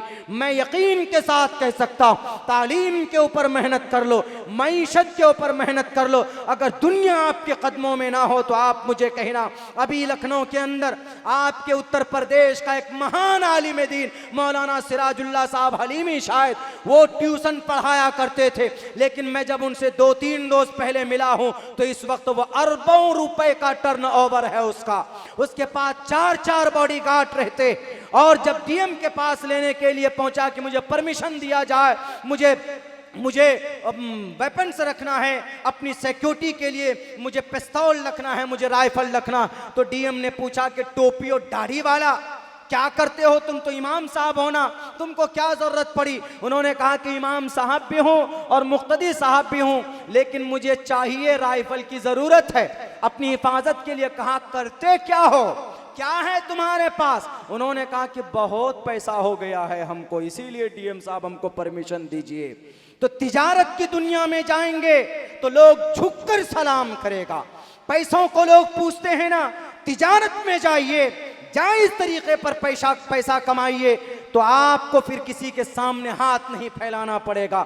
नौजवानों, मोबाइलों में अपनी जिंदगी बर्बाद करते हो, लड़कियों के पीछे मैसेज पे मैसेज करते हो, कभी चॉकलेट डे मनाते हो, कभी जनाब हॉलीडे मनाते हो, कभी फ्रेंडशिप डे मनाते हो, कभी पता नहीं कौन सा डे मनाते हो, कभी वैलेंटाइंस डे मनाते हो, और कभी हैप्पी न्यू ईयर डे मनाते हो। लेकिन इस रास्ते पर जाओगे तो मैं आपको कहता हूं कि एक रोज आपको मौत डे भी मनाना पड़ेगा, इसलिए कि इसके अंदर भलाई नहीं है, इसके अंदर कामयाबी नहीं। कामयाबी एजुकेशन में है, तिजारत में है। अल्लाह के नबी 20 साल की उम्र में अस्सादिक और अल-अमीन का खिताब मिला था तिजारत की वजह से, तिजारत के बदौलत। आज ये कौम तिजारत क्यों नहीं करती? तिजारत के लिए करोड़ों रुपए नहीं चाहिए। अरे जब एक चाय बेचने वाला कुर्सी इख्तिदार पर बैठ सकता, अरे जब एक ठेले में कोल्ड ड्रिंक बेचने वाला मालिया बन सकता, जब एक गुब्बारा बेचने वाला अंबानी बन सकता है, तो आपकी तकदीर क्यों नहीं बदल सकती? बेंगलोर में मेरे एक दोस्त हैं मौलाना मुफ्ती उस्मान साहब, अभी उनका नाम अहमद अली नाम अहमद बैग के नाम से मशहूर है। एक मुअज्जिन साहब थे जिनकी तनख्वाह 3500 रुपए थी। निकला मस्जिद से बाहर, थोड़े बहुत पैसे जमा किए, रकम जमा करके तिजारत की दुनिया में गए। इस वक्त 1700 करोड़ रुपए महीने का टर्नओवर है उनका। दुनिया आपके इंतजार में है, आप आओ तो सही, मैदान में आओ तो सही। मोबाइलों के अंदर जहां टाइम वेस्ट करते हो, तो कुछ ना कुछ अपनी जिंदगी के अंदर लाए हाय अमल तैयार करो। अगर जिंदगी के अंदर वांतुमुल आलून की तफसीर आप न बन जाओ तो मेरे नाम के ऊपर आप फिर बोलना कि मौलाना अब्दुल्ला झूठ बोल करके गए। इसकी जरूरत है। अल्लाह के नबी अलैहिस्सलाम नबूवत तक क्या करते थे? तबलीग तो करते नहीं थे। 40 साल की उम्र में मोहम्मद रसूलुल्लाह को नबूवत मिली। 40 साल से पहले क्या करते थे? अपनी इबादत और अपने क्या काम, ज्यादा वक्त मोहम्मद रसूलुल्लाह का मईशत पे गुजरता था, यानी तिजारत पर गुजरता था। अल्लाह के नबी यहूदी से पैसे उठाते थे। उस यहूदी का नाम साइब बिन कैस अल मखजूमी है। उनसे पैसे लेकर फिर माल बेचते थे, प्रॉफिट उनको भी देते थे, और उनका जो मेन जो वो होता था वो भी उनको देते थे पैसे। और उसी यहूदी ने, उलमा बैठे हैं, उसी यहूदी ने अल्लाह के नबी का नाम अस्सादिक अल अमीन रखा था। उसी यहूदी ने। क्यों? तिजारत की दुनिया में मोहम्मद रसूलुल्लाह ईमानदार।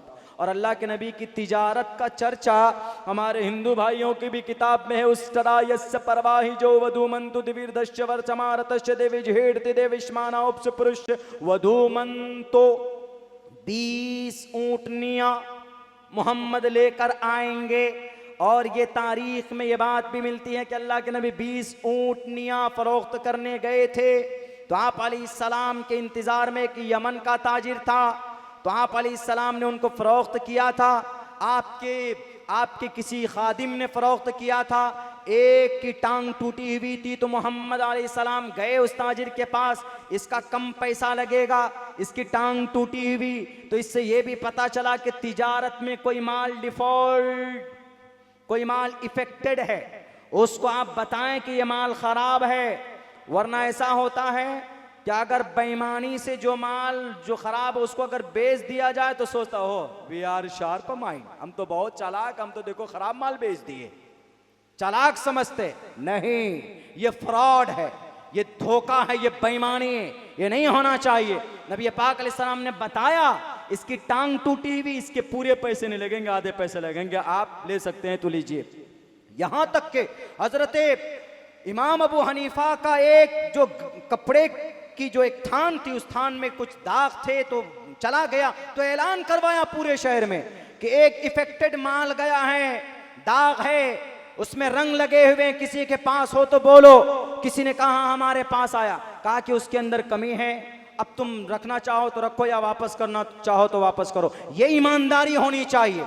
अरे इस्लाम ने बताए ये सारे रास्ते, इस पर कौन अमल कर रहा है? तिजारत पर, मईशत पर कौन अमल कर रहा है? यहूदी। तो यहूदी आज इज्जतदार बन गए। देख लीजिए मेरे भाइयों, मेरे नौजवान साथियों, मेरे मुस्लिम भाइयों, जरूरत है आज इन बातों पर अमल करने की। लेकिन नहीं जनाब, किसी के पास पैसा अगर हो जाता है, ये नहीं कि दूसरे को थोड़ा बहुत सपोर्ट कर दें। अभी हमारे यहाँ 22 तारीख को एक हमारे यहाँ विकलांग आदमी, उसके बच्चे मेरे स्कूल में पढ़ते, आया हमारे पास, बोला मौलाना एक मिनिस्टर है यहाँ, मेरा एक मिनिस्टर से हमारा सा झगड़ा रहता है, एक मरतबा तो हरा दिए उसको भी हम सियासत की दुनिया में, अभी और हम उसको हराएंगे, इसलिए हराएंगे क्योंकि वो अच्छा काम नहीं करता। तो वो उस मिनिस्टर ने एक बेचारे का कोई कारोबार था लाइसेंस ही, उसको रद्द करवा दिया। तो हमारे पास आया रोता हुआ, बोला मौलाना बच्चियाँ आपके पास पढ़ रही है, हमको 1500-2000 रुपये महीना देना है, कहाँ से दें, कारोबार ठप है। हमने कहा आपका काम चलता था? बोला वो किसी बिचौलिया के कहने पे वो हमारी परमिशन रद्द करवा दी है। हमने कहा आप क्या करना चाहते हैं? बोला कुछ काम काज करना चाहते हैं, आपके पास कोई फ़ंड हो तो बोलिए। हमने कहा कि भाई मौलाना आदमी हूँ, हम मौलानाओं के पास में कोई फ़ंड वंड होता नहीं है, जलसे वलसे में जाते हैं तो लोग कुछ नजराना वजराना दे देते, उन्हीं पैसों से हम अपने इदारे की ज़मीन वगैरह ख़रीदते, इदारा बनाते। हमने एक स्कूल बनाया अल्लाह के फजल से, उसमें तालीम ही मेरा मेन मकसद है, एजुकेशन ही। उसमें 200 बच्चे हॉस्टल के अंदर पढ़ते, दीनी और दुनियावी दोनों तालीम हम उसके अंदर देते। बच्चियाँ छोटी बच्चियों को रखते हैं जो 10 साल से जिसकी कम उम्र होती। तो वो वहाँ आया, हमने कहा कि चलिए आपको मैं कुछ 10,000 रुपये से ताउन कर देता हूँ, आप 25-30 हज़ार रुपये कहीं से लाइए, एक पान की छोटी सी दुकान खोल करके आप बैठिए, कम से कम आप 200, 250, 300 रुपये कमा लेंगे। तो अभी शायद 22 या 23 तारीख को उसकी शुरुआत है। तो ये हम लोगों में होनी चाहिए थी कंट्रीब्यूशन हम में नहीं है, यहूदियों में। 38 तंजीमें यहूदियों में एक दूसरे की मदद के लिए काम करती। हमारे यहाँ किसी के पास पैसा हो जाए तो शादी में देखिए ना, डेकोरेशन 15-15 लाख रुपए का डेकोरेशन, 5-5 लाख रुपए का डेकोरेशन, और जनाब गाड़ियाँ, फजूल खर्ची। यही वजह है कि हमारी बच्चियाँ मुर्तद हो रही। आज हमारी बच्चियाँ मुर्तद होती है तो हम कहते हैं, तकरीरें करते हैं, मज़ामीन निकालते, वो बात अपनी जगह पर इस्लाह के लिए कोशिश है, लेकिन इसमें मुजरिम हमारे मालदार तबके के लोग हैं जो ज़कात नहीं देते, जो गरीबों की मदद नहीं करते। यहूदी में चले जाइए, 38 तंजीमें। मैं आपको किताब दूंगा मुफ्ती अबू लुबाबा शाह मंसूर की, उनकी किताब है, बैंडेड है भारत के अंदर, you are not able to study, उनकी किताब नहीं पढ़ सकते। हमारे पास है PDF, अल्लाह के फजल से पढ़ते हैं, उनको पढ़िए। 38 तंजीमें ऐसी है जो एक दूसरे के सपोर्ट के लिए काम करती। तो ये तंजीम इतने अर्श तक ऐसे नहीं पहुंची, एक आदमी की मेहनत से सब लोगों ने मेहनत शुरू की। तालीम में मेहनत करने वाली तंजीम अलग, गरीबों की मदद करने वाली तंजीम अलग, एजुकेशन पर मेहनत करने वाली अलग, सोशल वर्क पर काम करने वाली अलग, कानून के ऊपर मेहनत करने वाली तंजीम अलग। हमारे भारत के अंदर ये निज़ाम है, गोया कि आप कह सकते हो कि अल मुस्लिमु का जसदिन वाहिदिन की खुली तफसीर अगर आपको दुनिया में देखना है तो आप इसी यहूदी के अंदर देखेंगे। इक़रा देखते हैं तो इक़रा पर अमल करने वाला यहूदी नजर आता है, और फिर जनाब मईशत देखते हैं, अत्ताजिरु सदूकुल अमीन मान नबिय्यीन व सिद्दीकीन व शुहदा इला यौमिल क़ियामा। इस हदीस की तरफ नज़र उठाते हैं तो तिजारत की दुनिया में हमें यहूदी नज़र आता है, और एक दूसरे की मदद के लिहाज से देखें तो हमें इनमें मदद करने में यहूदी नज़र आते। तो याद कीजिए, जब हर जगह पर अमल के एतबार से कुरान और सुन्नत पर अमल करने वाला यहूदी, तो मैं दो टोक लफ्ज़ों में ये बात कह सकता हूँ, अगर मैं कसम खाकर भी कहूँ तो हान इसमें नहीं होगा कि जो लोग कुरान और सुन्नत पर अमल करेंगे वो दुनिया में ज़रूर इज्जत की ज़िंदगी गुजारेंगे।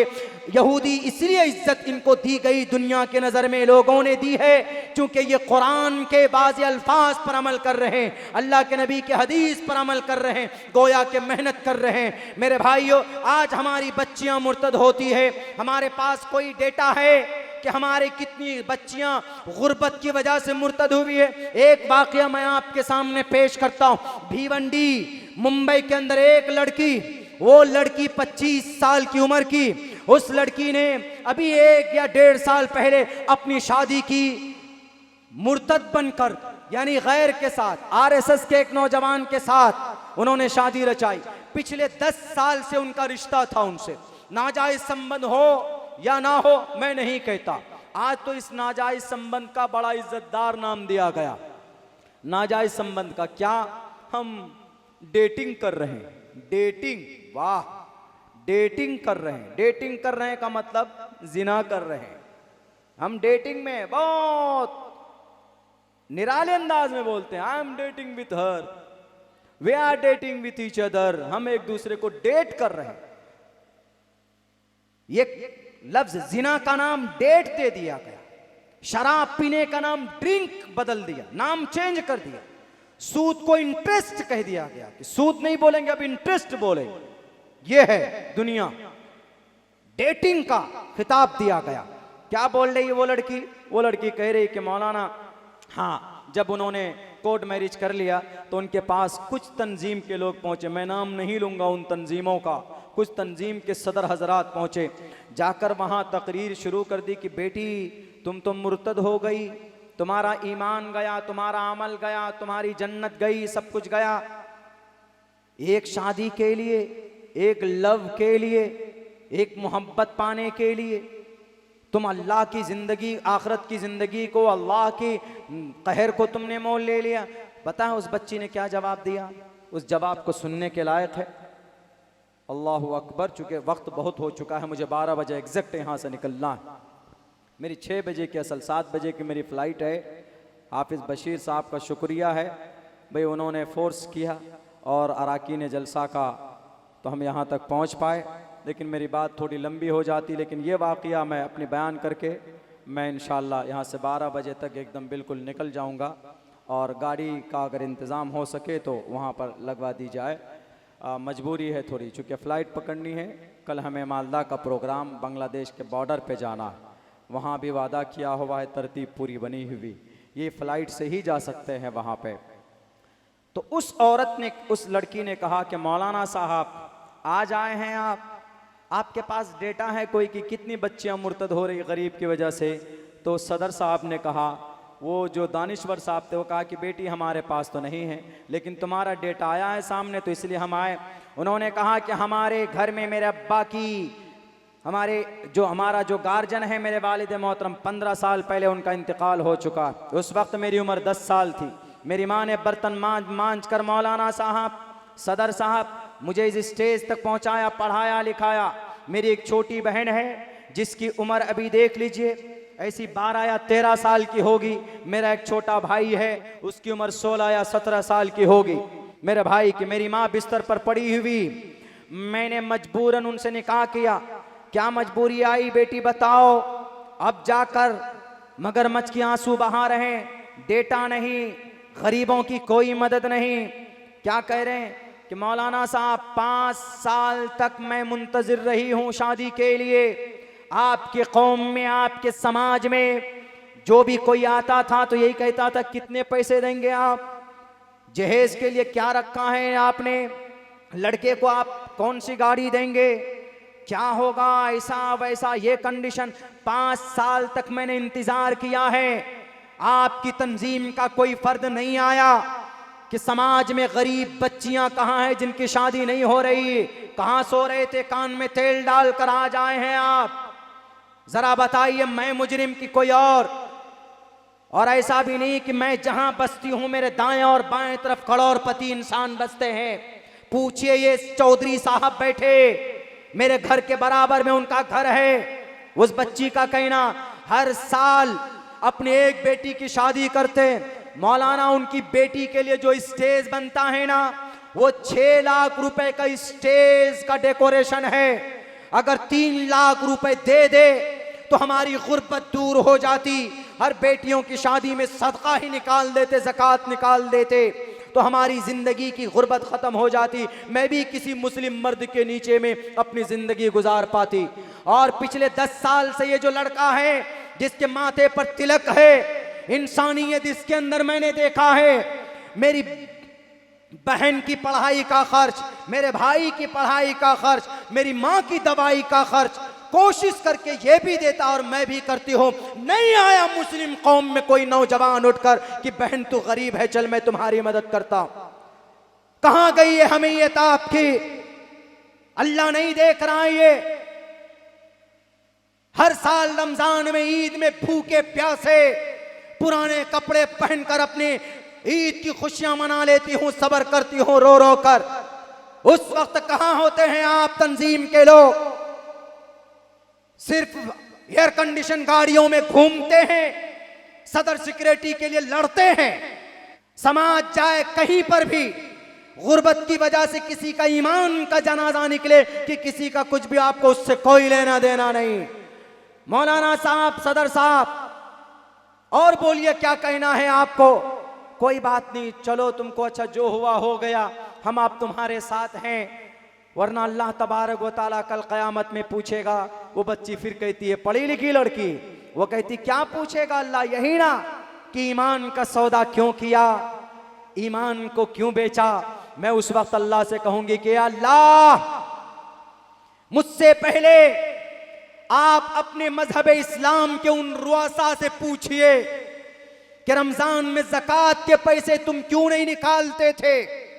निकालते भी थे तो उद्योगपति लोगों की जो तंजीमें चलती है उनके अकाउंट में चले जाते। हम गरीबों का हिस्सा कहां है?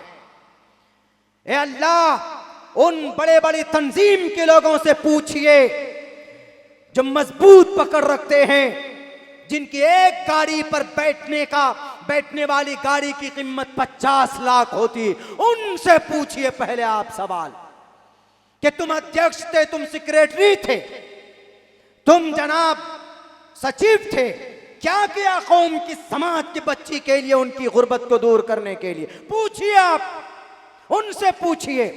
ए अल्लाह, मैंने अपने ईमान को बेचा है तो उसके पीछे एक कहानी, मेरी एक बहन है। अगर मैं अपने ईमान का सौदा नहीं करती तो ये अपनी इज्जत का सौदा करती। हर दिन रात में इज्जत बेचती, तवाइफ बनती, तब जाकर इनका घर का चूल्हा जलता। मेरा भाई ड्रग्स के नशे में धुत हो जाता, नशे का कारोबार करता। ए अल्लाह, मैंने उनको उस धन, उस जगह से छुड़ाकर पढ़ाई में लगाया है और उसकी बेहतरीन भविष्य के लिए मैंने अपने ईमान का सौदा किया। मैं अपनी माँ की दवाई के लिए अपने ईमान को बेचा है। मैंने इंतजार देखा आपकी तंजीमों का, मैंने इंतजार देखा है मालदार लोगों की तरफ से फेंके हुए भीख का। कोई मुझे एक छिचड़ा तक भी नहीं देकर गया। ए अल्लाह, अगर मैंने गलत किया है मुझे भेज दीजिए जहन्नम में, लेकिन आपको इनसे सवाल करना होगा। ये है गुर्बत की वजह से हमारी बच्चियां मुर्तद हो रही। हम जिम्मेदार हैं, दानिश्वर तबका जिम्मेदार है, तंजीम जिम्मेदार है, पढ़े लिखे लोग जिम्मेदार है। तो मेरे भाइयों, मेरे साथियों, मईशत पे, कंट्रीब्यूशन पे अगर किसी ने मेहनत की थी यहूदी ने, तालीम पर, मईशत पर, तिजारत पर, तीसरी चीज़ यूनिटी है, इत्तिहाद है। इत्तिहाद पर सबसे ज़्यादा ये 1.5 करोड़ यहूदी मुत्तहिद है। कहीं पर कुछ होता है तो सबकी एक ज़ुबान होती है। हम मुसलमानों को भी मुत्तहिद रहने की सख्त ज़रूरत है। मेरे भाइयों, मजबूरी है, वरना 2 घंटे 2.5 घंटे तक बात करने में मुझे भी अच्छा लगता है, बितफसील बात आती है। 3 वजूहात जिसको अपना कर यहूदी आज अर्श मुअल्ला पर पहुँच गए, और वही चीज़ें हैं जो हमारी शरीयत के अंदर है, और हम शरीयत के रखवाले और शरीयत पर ईमान लाने वाले हम मुसलमान उन चीज़ों को छोड़कर आज हम जलील और रुसवा हो रहे हैं। मेरे भाइयों, मेरे पास वक्त नहीं है, बैठिए, अभी दिल साहब को भी सुनना है, आप लोगों को, मेरी मजबूरी है, नहीं तो मैं कुछ और देर तक बात करता। माजरत खा हूँ, बात मुकम्मल ढंग से रह गई थोड़ी सी, इंशाअल्लाह फिर कभी मौका मिला तो मैं पहुँच पाऊँगा। बहुत बहुत शुक्रिया। दिल साहब का पुरमग़्ज़ कलाम सुनिए। जो तकरीर के ज़रिए मैंने आपको पैगाम पेश किया है, वो शायर अशार के ज़रिए से वो चीज़ें आप लोगों के सामने पेश करते। हज़रत हस्सान रज़ी अल्लाह ताला अन्हु की सुन्नत पर ये अमल कर रहे हैं, हज़रत जाफ़र तैयार रज़ी अल्लाह ताला अन्हु की सुन्नत पर हम अमल कर रहे। तो बहरे कैफ़ इनका कलाम सुन कर के जाइए। मैं भी, मेरे लिए दुआ कीजिए, अल्लाह सफ़र को आसान फरमाए। बहुत बहुत शुक्रिया, जज़ाकल्लाह। अस्सलामु अलैकुम व रहमतुल्लाहि व बरकातहू।